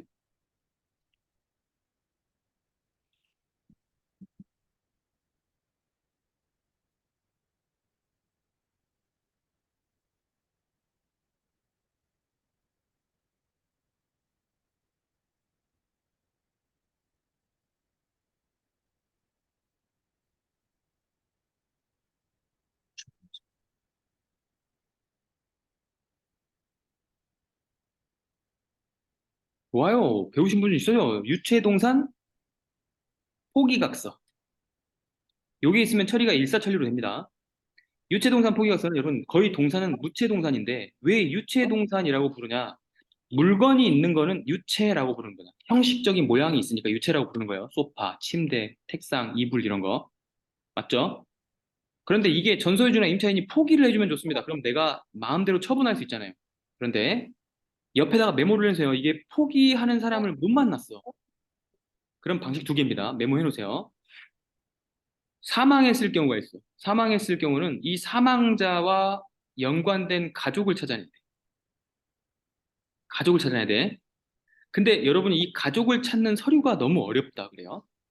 외웁시다. 기본증명서, 기본증명서, 가족관계증명서, 기본증명서, 가족관계증명서. 요 두 개를 소송 접수한 상태에서 보정명령으로 받아내시면 이 안에 들어있는 사람들을 다 알아낼 수 있겠죠, 가족을. 그러면 여기 각각의 편지를 보냅니다. 맞죠? 그러면 얘의 대리를 해줄 수 있는 가족들을 소송으로 초도하게 돼요. 이 가족의 대표자를 선정하면 이 대표자를 당사자라고 불러요. 이러면 이제 벌써부터 시간이 오래 걸린 건 아시겠죠? 이 당사자로 지정된 가족하고 이제 협상을 하시는 겁니다. 소송을 하시면서. 이해되시죠? 소송의 대표자를 당사자라고 불러요. 아시겠죠? 요 용어 아셔야 돼요. 가족을 찾아내는 이유가 뭐다? 당사자로 지정하려고. 내가 공유자 50명의 대표야. 그러면 50명이 당사자로 나를 선정해줘. 선정서를 왜 제출해? 내가 소송 진행할 수 있게 해주는 겁니다. 그래서 여러분이 공투하는 물건에 선생님들이 한 명씩 들어가 있는 이유는 조금이라도 지분을 가지고 있어야 나머지 사람들을 대표해서 소송을 진행할 수가 있어요. 오케이? 그래서 본인이 소송에 좀 자신이 없으면 선생님들한테 일단 업어가시면서 소송하는 과정을 지켜보는 것도 방법이에요. 요즘에 공투에 너무 많이 참여를 하시던데 제가 이제 15명에서 수명산에서 끊어달라고 좀 얘기를 했습니다. 좀 빨리 접수하시고 나머지 분들은 좀 밀리시는 걸 각오하셔도 혼자서 해보셔도 돼요. 혼자 물건 찾아서 할 수 있어요. 꼭 이제 나중에 이제 혼자 솔로로 독립하실 거 아닙니까? 아시겠죠? 1,000만 원 이하 가격에서 토지 들어가 보시는 건 혼자 하셔도 괜찮습니다. 거의 지금 용쌤 들어가는 건 아파트가 아니잖아요. 자, 그 다음에 두 가지 방법이 있어요. 사망할 경우가 아니고 그냥 살아있어, 사람이. 근데 이 물건에 대해서 포기각서는 쓰지 않아. 그러면 진행해야 되는 원래 절차는 뭐냐면 이렇게 갑니다. 물건을 일단 빼서 이거를 유체동산 경매에 넘기는 거예요. 그럼 이 경매에 넘기는 게 거의 쓰레기인데 이 사람 사갈 사람들이 없잖아. 이 감정을 받은 거를 내가 낙찰을 받는 거예요. 그래서 내가 낙찰 받아서 폐기하고 나서 이 집에 이제 다시 사람을 들이든가 할 수 있는 겁니다. 그리고 그동안의 보관료나 처리했던 비용이나 들었던 경매 비용 이런 것들은 전부 다 이 짐을 소유하고 있던 사람한테 다시 청구를 하는 거예요. 받을 가능성은 묘연하지만 그 사람에게 빚이 따라다니게 만드는 겁니다. 과정 아시겠죠? 한 개만 더 추가를 했어요. 여러분이 서류를 낙찰받고 등기치는 동안 이 서류를 준비하잖아요. 근데 이렇게 깔끔한 상황만 있으면 좋은데 그렇지 않을 경우에 대응하는 방법은 거의 짐 때문이거든. 짐이나 사람 때문이거든. 사람이면 명도라고 하고 짐이면 유체동산이라고 하니까 명도를 하거나 유체동산을 하는 거를 여러분이 처리할 수 있게만 되면 되는 거 아닙니까? 그래서 등기치는 업무 하는 한 와중에 옆에 있는 과정은 이런 것들을 처리할 수 있어야 된다. 근데 이런 일들은 자주 생기지 않으니까 여러분이 여기에 집중해서 제가 가르치고 있는 거예요. 아시겠죠? 네, 오늘은 조금 길게 해봤습니다. 그 다음에 용도 지역과 용적률 얘기를 할 때 여러분이 가장 주목해서 우리가 지금 아파트 주거가형을 받으려고 하는 이런 심화반에서는 뭘 얘기하면 좋다? 예, 용적률은 높고 건폐율은 쾌적함 동간 간격 생각하시면 된다 그랬어요. 그리고 아까는 질문 대답 못 하셨던 거 지금 주관식으로 다시 물어보겠습니다. 우리는 주로 거래를 어떤 지역을 하면 됩니까? 용도 지역 중에서? 이제 여러분 말에서 도시 지역이라는 말이 바로 나오면 됩니다. 아까 계획관리 지역 이렇게 나오던데 계획관리 지역은 어떤 거 갖고 하는 거다? 도시로 발달될 가능성이나 신도시 지정이 될 가능성이 있는 지역을 국가가 계획 관리, 도시의 확장성을 대비해 정해놨으니 토지 투자를 할 때 좋은 지역은 계획 관리 지역이라고 볼 수 있다. 이렇게 볼 수 있겠습니까? 예, 가능하세요? 그러면 도시 지역 내의 토지는 어떤 거에 투자하면 좋다? 도시 지역은 이미 다 콘크리트가 깔려 있는 땅이 중심 상업적. 중심 상업지구 인근 도로나 사투리 땅 나와 있는 대지나 용어 두 개 적어 놓으세요. 주거나지, 상업나지. 요게 대지 종류 중에서 주거나지, 상업나지 이게 돈이 좀 된다라고 생각하시면 돼요. 그래서 여러분이 공매나 경매 사이트를 검색하는데 주거나지, 상업나지 이렇게 나와 있으면 이거 뭐냐고 물어보지 말고 돈 좀 되는 거군 이렇게 생각하시면 됩니다. 아시겠죠? 대지 중에서도 주거지를 지을 수 있게 되어 있는데 그냥 낮이니까 아무것도 건물이 안 세워져 있는 지역을 주거나지로 부르는 거예요. 라데시. 나대지는 또 따로요. 나대지는 또 아, 따로. 예. 나대지는 그냥 평범하게 건물 지을 수 있는 그냥 땅을 그냥 나대지라고 그냥 대지를 나대지라고 합니다. 아무것도 건물이 안 올라가 있으면. 근데 주거나지는 뭐냐면 주거가 건물이 있었어. 근데 지금 어떤 용도인지는 잘 모르겠는데 그게 그냥 폐가. 주거가 지어져 있는 지역은 아니야. 도로라고 현황상 부르기도 하고 어떤 건 현황상 대지라고 나와 있기도 해요. 근데 그런 것들을 묶어서 주거나지라고 부르는 경우들이 생겨요. 상업지역 옆에 있으면 상업나지라고 부르고요. 이거의 실무지침은 공무원 실무지침으로 항상 매년 개정되어 발표됩니다. 그러니까 우리는 어떻게만 기억을 하면 되냐? 도심 지역 내에 있는 토지에 투자를 하고 싶으면 주거나지, 상업나지가 나오면 괜찮다. 혹은 이런 주거나지나 상업나지의 형태가 도로라고 불리는 경우도 있고 현황상은 다른 형태로 대지라고 불리는 경우도 있으니 그런 건 기억해 놓자.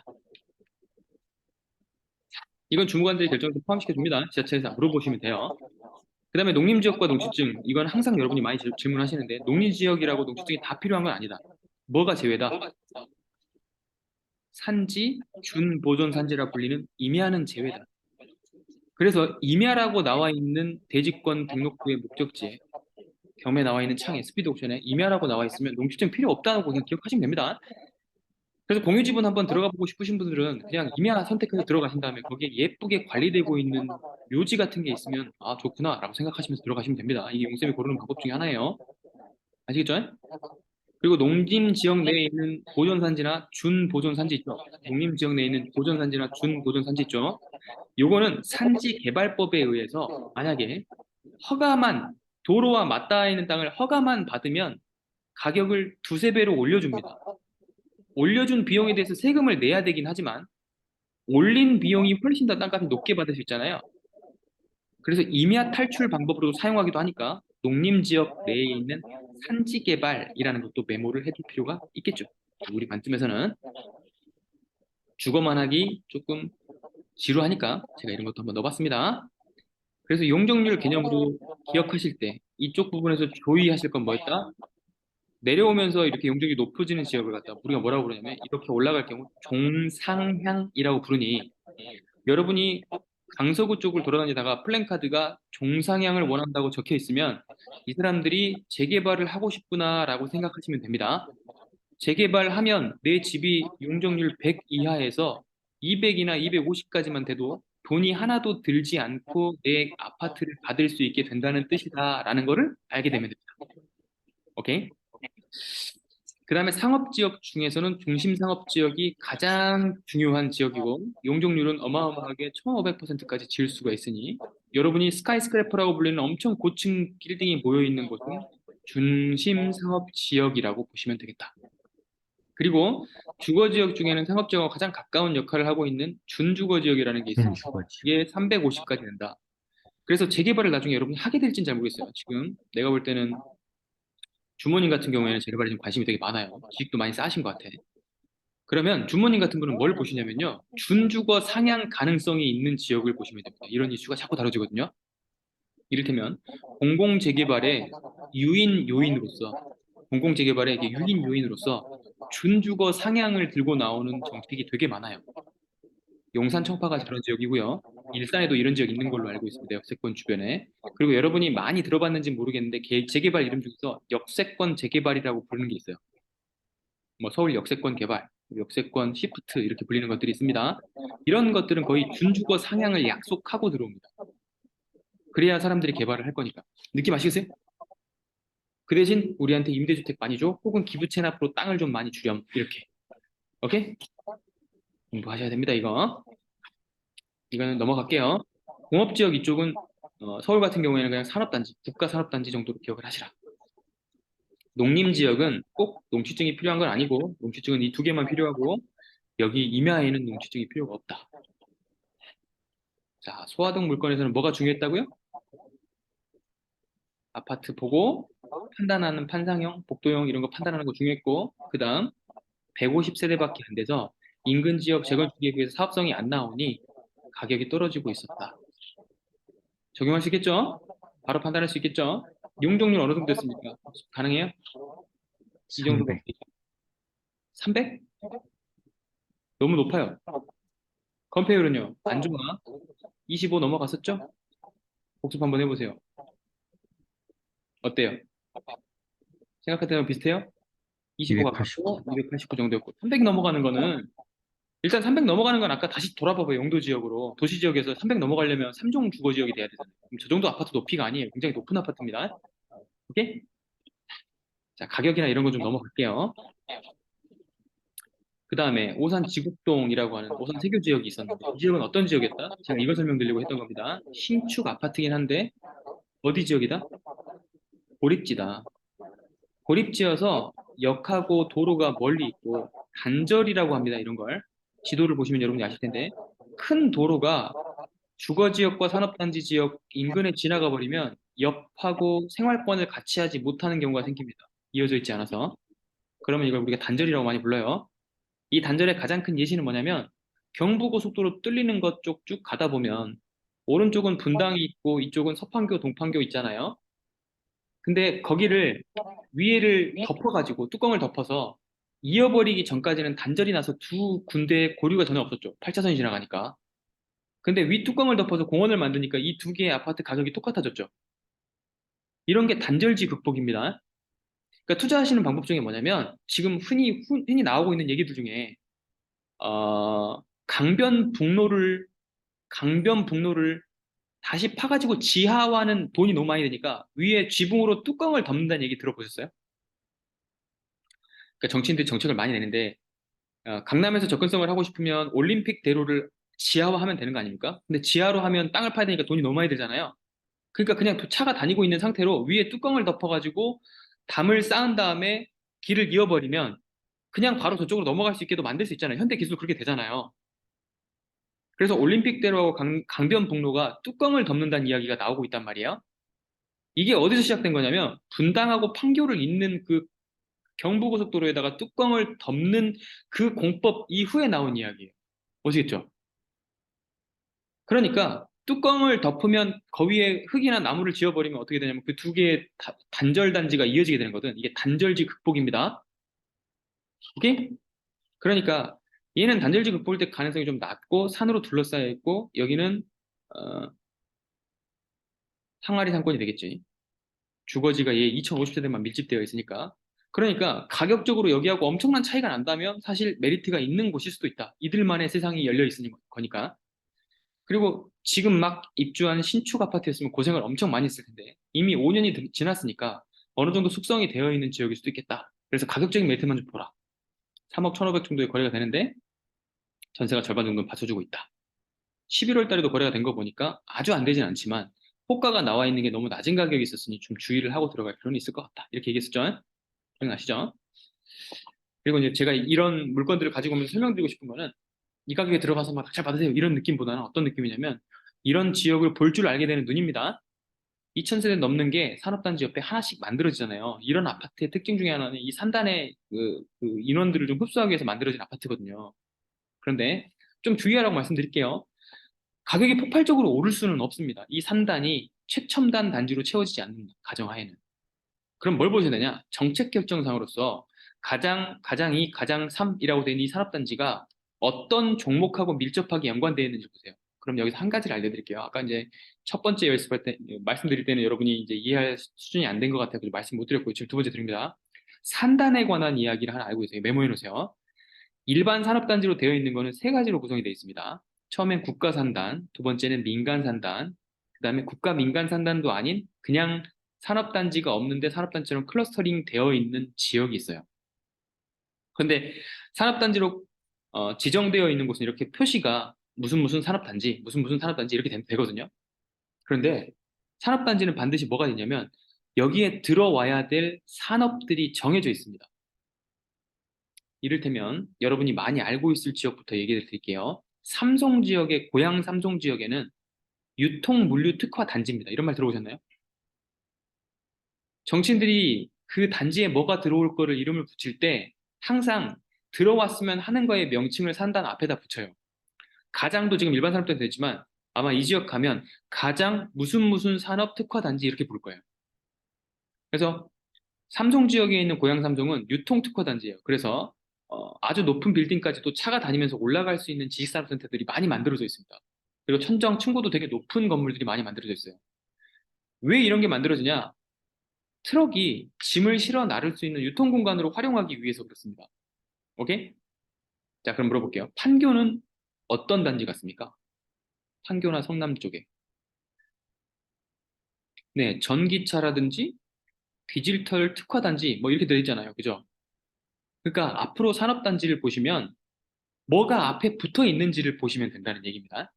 그러니까 하나지 분석하는 방법 중에 하나는 이편한 오산 여기를 이제 예시로 갖고 온 거예요. 이런 산업단지 속에 있는 아파트 하나 발견했다. 그럼 여기 아파트 값이 오를 가능성은 어떻게 보시면 되냐면 이 산단의 구성이 뭘로 되어 있는지를 보시는 거예요.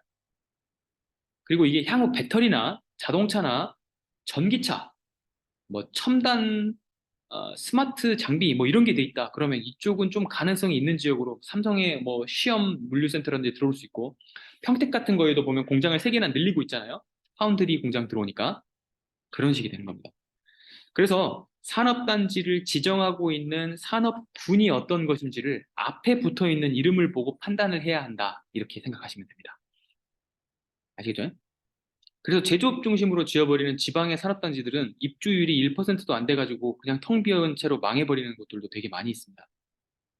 그러니까 혜택을 준다고 해서 회사들이 들어오는 게 아니에요.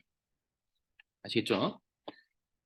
뭐 가깝게는 여러분 인천 영종도 생각하시면 됩니다. 거기 뭐 그 국제 경제 자유지역 만든다 그래가지고 많이 기업들 유치하려고 그러다 실패했잖아요. 청라도 그렇고. 아시죠?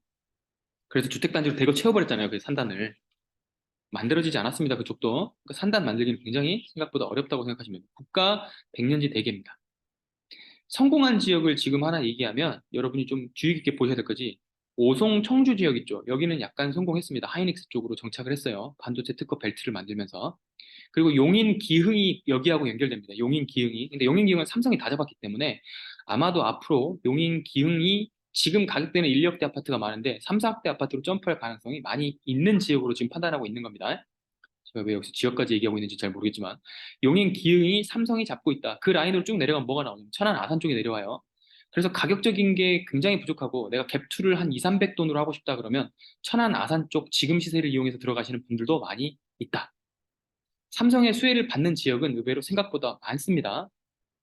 30만 이상 되는 도시 8개 정도가 삼성의 수혜를 받고 있어요. 그러니까 여러분 제가 말씀드린 청주, 오송, 천안, 아산 쪽, 연관지는 용인, 기흥 쪽까지 올라오는 곳이 아직 안 오른 삼성의 수혜를 받을 지역 혹은 하이닉스의 수혜를 받을 지역입니다. 많이 내려가면요. 전기차나 현대의 그 공장들이 이전해가지고 배터리 같은 거 만드는 쪽은 군산 산단도 지금 받고 있어요. 그래서 군산 산단 옆에 보면 1억 정도 초반에 나오는 아파트가 대거 지금 나오고 있거든요. 이름이 뭐였더라? 1, 2, 3차 다 물량 소화됐고요. 지금 이제 마지막 3차로 쏟아지는 물량이 하나 있긴 하던데 최근입니다, 이제. 군산 쪽에도 이름이 생각이 안 나네. 그 산단 바로 옆에 이런 아파트가 있단 말이에요. 그러니까 지금 이 지도를 보고 제가 왜 설명드리는지 알겠죠? 의외로 이런 산단을 만들어 놓고 사람들이 주거지역까지 같이 계산을 하기 때문에 정책적으로 이런 아파트 하나가 꼭 들어온단 말이야. 그런데 잘 들어오려면 여러분이 생각하는데 괜찮은 곳이 들어와야 돼. 괜찮은 산업단지가. 그래서 싼 데를 고르시면 군산 쪽이 아직 괜찮다. 그리고 하나 더 있으면 광양 쪽에 가면 포스코가 망할 것 같지 않죠? 그죠? 포항제철이 망하진 않을 거 아닙니까? 많이 뻥튀기는 안 되겠지만 소득 수준이 굉장히 높은 사람들이 모여 사는데 우리가 잘 알지 못하는 지역 하나가 광양입니다. 순천 옆에 있는. 그러니까 순천에서 소비는 많이 하고 광양 사람들이 돈은 많이 갖고 있는 겁니다. 그래서 중마동 쪽 인근으로 해서 아파트들이 굉장히 좀 가격을 형성하고 있는 경우가 많고 앞으로 향후 오를 가능성도 좀 많이 있다고 보죠. 왜냐면 포항제철이 수용하지 못하는 양을 광양제철이 많이 가지고 왔는데 부두를 또 짓고 있기 때문에 거기에 수용량이 늘어날 거고 거기 인력들은 연봉이 한 1억 넘어가고 협력 업체들도 5천 이상을 다 받고 있기 때문에 아마 아파트를 짓게 되면 굉장히 인기가 좋을 것이고 관리비나 전기세가 별로 안 듭니다. 열병합 발전인데 제철 인근에 있는 30만에서 60만 정도 되는 도시들은 전부 다 배관이 연결돼 가지고 난방수를 공짜로 떼는 거 알죠? 여러분 아시고 있나요? 모르나? 그래서 포항하고 여러분 광양 인근 지역에는요 가스비가 들지 않습니다. 아파트 전체가 맨날 뜨거운 물 있잖아요 옆에 철을 맨날 끓여야 되니까 용광로가 있잖아요 옆에 아시겠죠? 그래서 여러분이 알고 있는 그 축구단 중에 유명한 거랑 아니면 그 자사고 중에 유명한 것들이 광양제철고 이런 데가 많이 있는 겁니다. 처음에 유명한 곳이 고등학교가 아니었어요. 지금 이제 유명해진 겁니다. 거기에 이제 핵심 인재들 유수한 사람들이 모여가지고 살다 보니까 그렇게 된 거죠. 포스코도 사실은 그런데 포항제철도 여러분 포항제철 대학교 아시잖아요 포스텍 포항공대 유명한 건 알지만 사실 포항까지 가서 살고 싶지 않죠.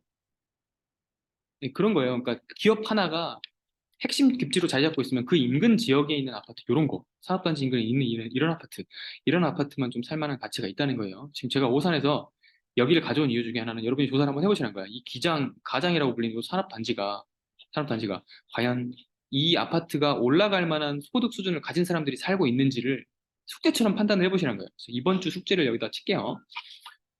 가장 산단 소득 수준과 주요 산업군 조사해 보세요. 이런 거 조사하다 보면 여러분 좀 재밌어집니다. 그러면 지방에 새로 짓고 있는 산단 중에서 최첨단 산단이 조성되어 있는데 이미 입주 기업들이 발표가 다 됐고 계약까지 끝난 곳들이 있습니다. 가끔. 그럼 그런 거 옆에 박혀 있는 저런 짱 박힌 아파트 하나 사두면요. 한 5, 6천 정도는 금방 오릅니다. 아시겠죠?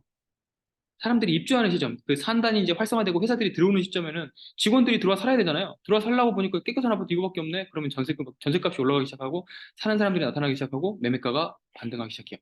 이런 거는 경기하고 별 상관이 없어요. 그냥 산단에서 사는 사람들이 만들어내는 거라서. 아시겠죠? 아파트는 넘어가겠습니다. 그리고 호평이라는 쪽 지도를 좀 분석을 한번 해볼게요. 호평이라는 쪽 지도. 첫 번째는 그냥 쭉 넘어갔으니까 두 번째에서 이런 거 얘기해주면 여러분 좋죠? 지금 혹시 집중돼서 들어지고 있나요? 이제 경험적으로 추측하고 판단하는 것들을 연습하는 겁니다. 첫 번째는 그냥 쑥 지나가는 거고, 가능하면 이렇게 조성되려고 하는데 너무 정보가 많으면 또 제가 시간을 또 빡빡하게 써버리니까 그걸 못합니다. 오늘 해드릴 수 있는 거예요. 그래서 괜찮아요? 이런 방식 괜찮아요? 좋아요. 자, 봐봐요. 어, 호평이라는 지역은 남양주에 있는 여러분이 잘 모르고 있는 지역 중에 하나일 거예요. 그런데 저는 여기를 좀 괜찮게 보고 있는 이유 중에 하나가 뭐 오를 거다 이런 얘기를 하고 싶은 게 아닙니다. 주거 안정성이라든지 만족도가 굉장히 높은 지역이에요. 이유가 뭐냐면 첫 번째 이유 그 홍규준 건축사인가 요즘에 유명하신 유튜버 하시는 분 무슨 건축사인데 그분이 하신 말 들어봤어요? 공원은 크게 센트럴파크처럼 짓는 것보다 일자형으로 지으면 도시 전체가 그 공원을 향유할 수 있다라고 얘기한 거 기억나세요? 맞나요? 자요. 그러면 여기서 알려드릴게요. 공원이 기찻길처럼 직선으로 쭉 도시를 관통해 이어지고 있는 곳이 좋습니다. 대표적인 곳 말해볼까요? 대표적인 것. 송파에 가면 파크 푸르지오 있습니다. 파크리오. 송파 파크리오 아세요? 파크리오에 가보시면 무슨 천인지 모르는데 양재천으로 쭉 이어지는 길이 세로로 쭉 뚫려 있습니다. 오케이? 그리고 양재 쪽으로 오면 양재도 세로로 쭉 뚫린 천이 하나 들어가 있죠. 이건 여러분이 가시다 보면 알아요. 서울 지금 여러분이 잘 알만한 지역 얘기하는 거예요. 또 알만한 지역이거든요. 홍대 가보셨나요? 홍대 연남동의 연트럴 파크라고 아세요? 연트럴 파크라고 하는 곳은 뭐냐면 공원을 크게 조성한 게 아니라 기찻길이 옛날에 있었는데 그 구시가지에 있는 기찻길을 다시 개발해가지고 쭉 이어서 저기 기차는 안 다니게 하고 옛날 경의중앙선이었던 거 기차는 안 다니게 하고 종로까지 이어버렸습니다. 그러면 옛날에는 차를 타고 가거나 지하철을 타고만 이동했던 곳이 여러분이 꼭 홍대는 가보셔야 됩니다. 홍대 연남동에서 종로까지 한번 쭉 기찻길을 타고 걸어가 보세요. 그러면 그 주변에 있던 다가구 빌라 쓰레기 같은 집들 범죄 도시 같았던 그런 집들이 전부 다 최신 핫한 상권으로 바뀌어가고 쭉 이어진 걸 보시게 될 겁니다. 주거 지역인데 기찻길 옆 오막살이라고 옛날에는 굉장히 무시받던 지역인데 그 기찻길을 공원으로 바꾸겠다는 생각을 행정구역에서 한 번만 해버리니까 그 주변 지역이 갑자기 역세권처럼 활성화가 되는 겁니다. 역은 없어요. 그리고 거기에 문화인들이 모여들고 상인들이 비즈니스 하려고 모여들고 하면서 새로운 상권이 유송됐는데 여러분은 홍대만 알지 연트러를 걸어서 끝까지 가보시지 않았기 때문에 연트러 정도까지만 알 수도 있을 것 같아요. 그러면 이제 여기서 뭐가 눈에 띄느냐? 아직 개발이 안 된 곳이 눈에 띕니다. 그러면 연트러 옆에 뭐가 있냐? 연남 역세권 재개발이 있습니다. 가좌 쪽에 붙어 있습니다. 연남 과자 역세권 재개발이 붙어 있는데 여기 피가 작년에 2억까지 붙었다가 지금 다 떨어졌어요. 저는 여기에 들어갈 생각을 올해 초반에 가지고 있었습니다. 1억대 초반에 들어갈 수 있는 가격들이 있어가지고 지금은 2억대까지 올라와 버렸더라고요. 실투자금이. 그래서 지금 망설이고 있는 단계입니다. 제가 이런 것들을 다 알려드린 이유가 뭘까요? 여러분이 이해하기 엄청 쉽죠? 그리고 하나 더. 전 세계가 다 아는 거 하나 얘기 드릴게요. 청계천 어떻게 생겼어요? 청계천. 똑같지 않아요? 그러니까 여러분이 시세 가치를 뚫고 주거 만족도가 굉장히 높다고 생각되는 지역은 긴 도시를 관통하는 하나의 길 같은 공원이 있는 거예요. 걸어서 1시간 이상 걸어갈 수 있는. 근데 그거를 지금 딱 요약해갖고 와보면 이 도시를 누가 설계한지 모르겠는데 그렇게 설계가 돼 있더라는 거죠. 여기가 다 그냥 무슨 파밭이거나 논밭이었을 거 아닙니까? 그런데 그거를 산 자락에서부터 산 등산로를 이어서 쭉 내려서 끝까지 간 겁니다. 이 밑에 가면 지하철 여기 있어요. 이렇게 뚫어놨으니 주변 사람들 편의성이 얼마나 좋겠습니까? 여기 공원이 큰 게 없어도 돼. 다 내려와서 여기서 쭉 가게 되면 여기서 1시간, 2시간을 걸을 수 있는 거지. 오케이? 그런데 여기는 너무 외져 있어요. 이제 도시적으로 보면 남양주에서도 다산 쪽이 조금 도시 접근성이 가깝고요. 그래서 여러분이 나중에 이제 기억하시고 신도시 개발되면 주의 깊게 보셔야 될 것이 왕숙 1, 2 신도시 이쪽은 좀 보시는 게 좋습니다. 호평의 역할을 그쪽이 다 가져가 버릴 수도 있을 것 같다는 생각이 들어요. 만약에 공원을 일직선으로 쭉 이어가는 그 천을 가지고 만든 왕수천이라는 게 있어요. 거기도 왕수천이 일직선처럼 이렇게 생겼거든. 근데 걸어서 거기가 이제 한강으로 이어지다 보니까 한강에서 왕수천을 타고 올라가서 왕숙 일지구 끝까지 가면 진접이 나옵니다. 그러면 진접까지 걸어가는데 4시간 걸린단 말이에요. 그럼 그런 메가시티를 하나 만들어버렸다 치면은 왕숙 신도시는 굉장히 괜찮은 지역이 될 가능성이 높아 보여요. 다만 토지 보상이 아직 반도 안 끝난 걸로 저는 알고 있습니다. 누가 끝났다고 얘기하는 사람도 있던데 아직 제가 그 근처를 돌아다니다 보면 안 끝난 걸 알 수 있어요. 하남 교산지구도 아직 안 끝난 지역이 많아요. 그래서 언제가 될지 알 수 없다. 9호선이 들어가는 시즌쯤 같이 보시면 어떨까요? 그런 생각 한번 해봅니다. 그러니까 지금 제가 여기가 싼 아파트가 나왔을 때 좀 보시라는 이유가 뭐냐면 쾌적성이 매우 높아서 수요는 계속 있습니다. 아시겠죠? 그래서 이 정도 가격이 왔다면 괜찮다. 그런데 지금 제가 조사를 잘못했다. 25평 아닙니다. 32평입니다. 파주시 동패동은 뭐하고 같이 보라고요? 이거는 가격적인 걸로만 가지고 온 겁니다. 최근 매물 중에 11, 12월 매물 중에는 제가 확 눈에 띄게 이거 들어가고 싶다 이런 매물이 없어요. 솔직하게 얘기 드리는 거예요. 아시겠어요? 그럼 뭘 배워요? 다음 올 시기를 준비하는 거지 뭐. 가격 보지 마. 이런 거 보는 거예요, 이런 거. 아시겠죠? 파주 운송지구는 망할 수가 없어요, 얘가 들어오면. 근데 전제는 뭐냐? 들어왔을 때야, 들어왔을 때. 안 들어오면, 그리고 이게 너무 늦어질 것 같으면 사람들의 조바심이 이 값을 버티지 못해요. 그래서 지금 많이 떨어진 겁니다. 여기 인건비 다 떨어졌을 거야, 아마. 이거 많이 올라갈 때는 GTX 인근에 있는 이런 지역들 있잖아요. 여기는 막 10억 넘어가고 그랬었어. 아시는지 모르겠는데. 들어옵니다. 잼미님. 혹시 이쪽 사시나요? 들어와요. 아, 우리 집 근처. 좋아요. 잼미님 이 근처 사십니다. 들어와요. 잼미님 이거 들어오는 거 알고 들어가셨지. 헉! 주모님 여기 사세요? 좋아요. 들어가요, 여기. 들어갑니다. 그런데 지금 많이 떨어져 있죠? 그죠? 아직도 회복이 더디다는 생각 안 드세요? 드세요? 그러면 이쪽 지역을 잘 지켜보고 계시라는 겁니다. 아시겠죠? 그래서 들어오는 게 좀 확정적이게 되고 좀 훈풍이 불만해지기 전에 직전은 알 수 없어 사람이 언젠지는 알 수가 없어. 근데 가장 어둡다고 생각되는 이 시기에 하나 둘씩 자기 지역이 좋다고 생각하는 곳이면 모아 가시면 됩니다. 아시겠죠? 왜냐면 주택은 자기가 관리하는 쪽 가까이 있는 게 좋아. 제가 해보니까. 이제 멀리 있는 거는요. 멀리 있는 거 순서대로 던집니다. 저 전주 순천 팔 때 가지도 않고 살 때도 가지도 않았고 팔 때도 가지도 않았어요. 이게 어떤 느낌인지 아시겠어요? 던질 때 애착이 없어. 그냥 주식하는 느낌이야 부동산. 그래서 자기 사는 지역 인근에서 자기가 좋은 지역에 산다고 가정을 하면 좋은 지역에 살면 옆집 나올 때 하나 사고 옆집 나올 때 하나 사고 그래서 강남에 있는 아줌마들이 자꾸 부자가 되는 거예요.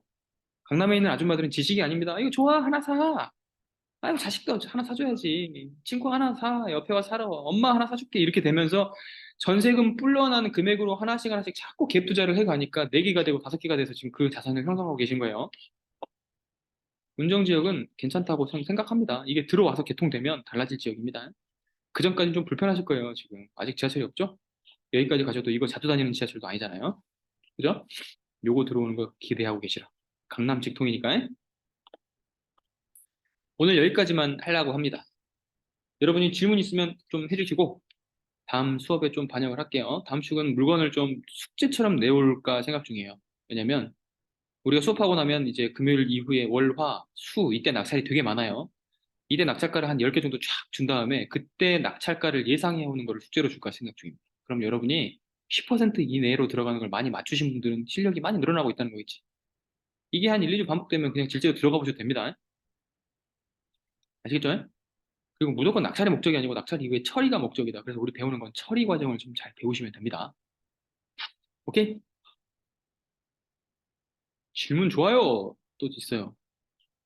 임차인은 전입신고 안함인데 A는 다른 곳에 살고 있고, 자, 임차인 A가 전입신고를 안 했대. 근데 A가 다른 곳에 살고 있어요. 전입신고도 안 했는데 다른 곳에 살고 있어. 그럼 문제될 게 없잖아. B가 무상거주를 하면서 전입신고를 했을 경우에 B는 아무 권리가 없는 거죠. 아하! 무상거주임을 증명할 수 있으면 전입신고는 대항력이 없습니다. 계약서가 없겠죠? 확정일자는 왜 중요하냐면 확정일자는 계약서가 동사무소에 보관돼 있다는 거 아닙니까? 그러니까 이 계약서가 확정일자가 찍혀 있으면 이 계약이 확실하다는 게 증명이 됐죠. 근데 확정일자가 없으니까 무상거주인지 아닌지를 여러분이 잘 판단하기 어려울 거 아닙니까? B가 가족이면 대항력 아예 없고요. 가족이 아니어도 무상거주했다는 게 확실했다. 진술을 받았다. 계약서가 없다. 그러면 대항력 없습니다. 근데 임차인 A는 대항력이 있는데 전입신고를 안 했어요. 전입신고 안 하면 대항력 없는 거 아시죠? 우리 다 배웠죠? 김경희님 질문 너무 좋았습니다.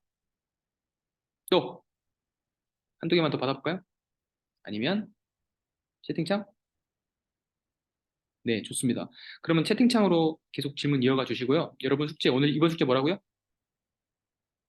아까 오산 세교 지역. 들어가라는 얘기 아니에요. 그런 비슷한 지역을 찾아낼 수 있는 눈을 길러드리려고 하는 거예요. 그리고 아까 어디? 호평에 있는 뭐야? 호평에 있는 인광그대가 거기 지역의 공원과 비슷한 지역을 찾아오시는 겁니다. 다시.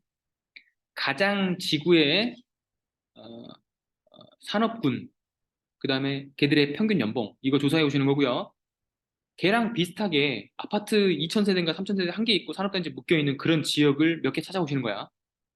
그럼 보는 눈이 생겨요. 사람들, 그 도시 만드는 사람들이 한두 사람밖에 안 돼요. 우리나라 전체에서. 이거 놀랍나? 아시나요? 모르구나. 한두 사람이 모든 도시를 계획합니다. 그러니까 만드는 도시가 지역마다 가보면 다 똑같아요. 아시겠죠? 그러니까 이거하고 비슷한 지역을 찾아낼 수 있으면 얘랑 비슷하게 움직이는 다른 지역을 하나 찾아낼 수가 있는 거예요. 공원 설계도 똑같은 사람이 합니다. 그러니까 호평 쪽에 지금 공원 괜찮다 그랬잖아요. 직선으로 통과하는 거. 근데 이거 설계한 사람이 똑같이 청계천 설계했을 거야. 그리고 연남 센트럴 그런 거 설계했을 거야. 그 사람이 아니면 그 사람 제자나 어떤 학파일 거야. 건축 학파. 숙제 내용 정리합니다. 좋아요. 숙제가 너무 어렵죠? 제가 정리를 하겠습니다.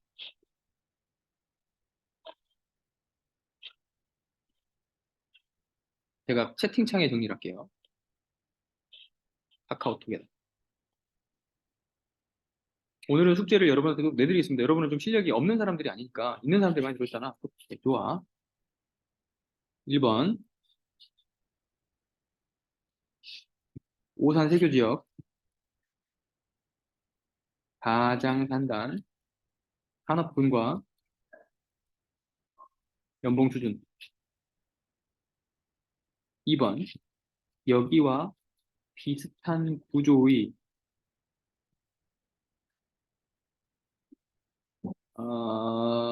산단 인근 단일 대단지 찾기. 이거는 지도 보면서 막 찾아보시면 여러분이 산단만 막 검색을 하시면 한 두세 개는 금방 나오실 싶다. 그다음에 호평 직선공원 설계도시. 근데 이건 내가 말을 많이 해버렸잖아. 청계천. 빼고 찾아오는 거예요. 청계천 빼. 내가 뭐 말했지? 청계천, 홍대, 연트를 말했고 또 뭐 말했지? 파크리오 말했고 양재천 말했다. 네 개 말했다. 이 네 개 빼고 찾아오는 겁니다. 이거 네 개 포함시키는 사람은 숙제 무효. 설계, 도시, 찾기. 이건 숙제 3개 찾기 해줄게요. 이걸 찾으시면 여러분은 나중에 쾌적성 때문에 어차피 탄탄하게 전세가가 올라갈 수 있는 지역을 잘 찾을 수 있게 된다는 거니까. 그 다음 숙제 뭐였죠? 공원 찾고, 산단 찾고. 또 뭐 찾으러 했지? 여기까지만 할까? 숙제 3개 드립니다.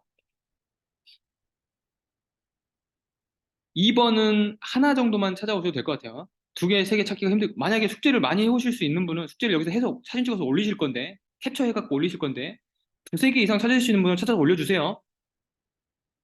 오케이? 좋아요. 숙제 올려드렸으니까 저 나갑니다. 빠빠이.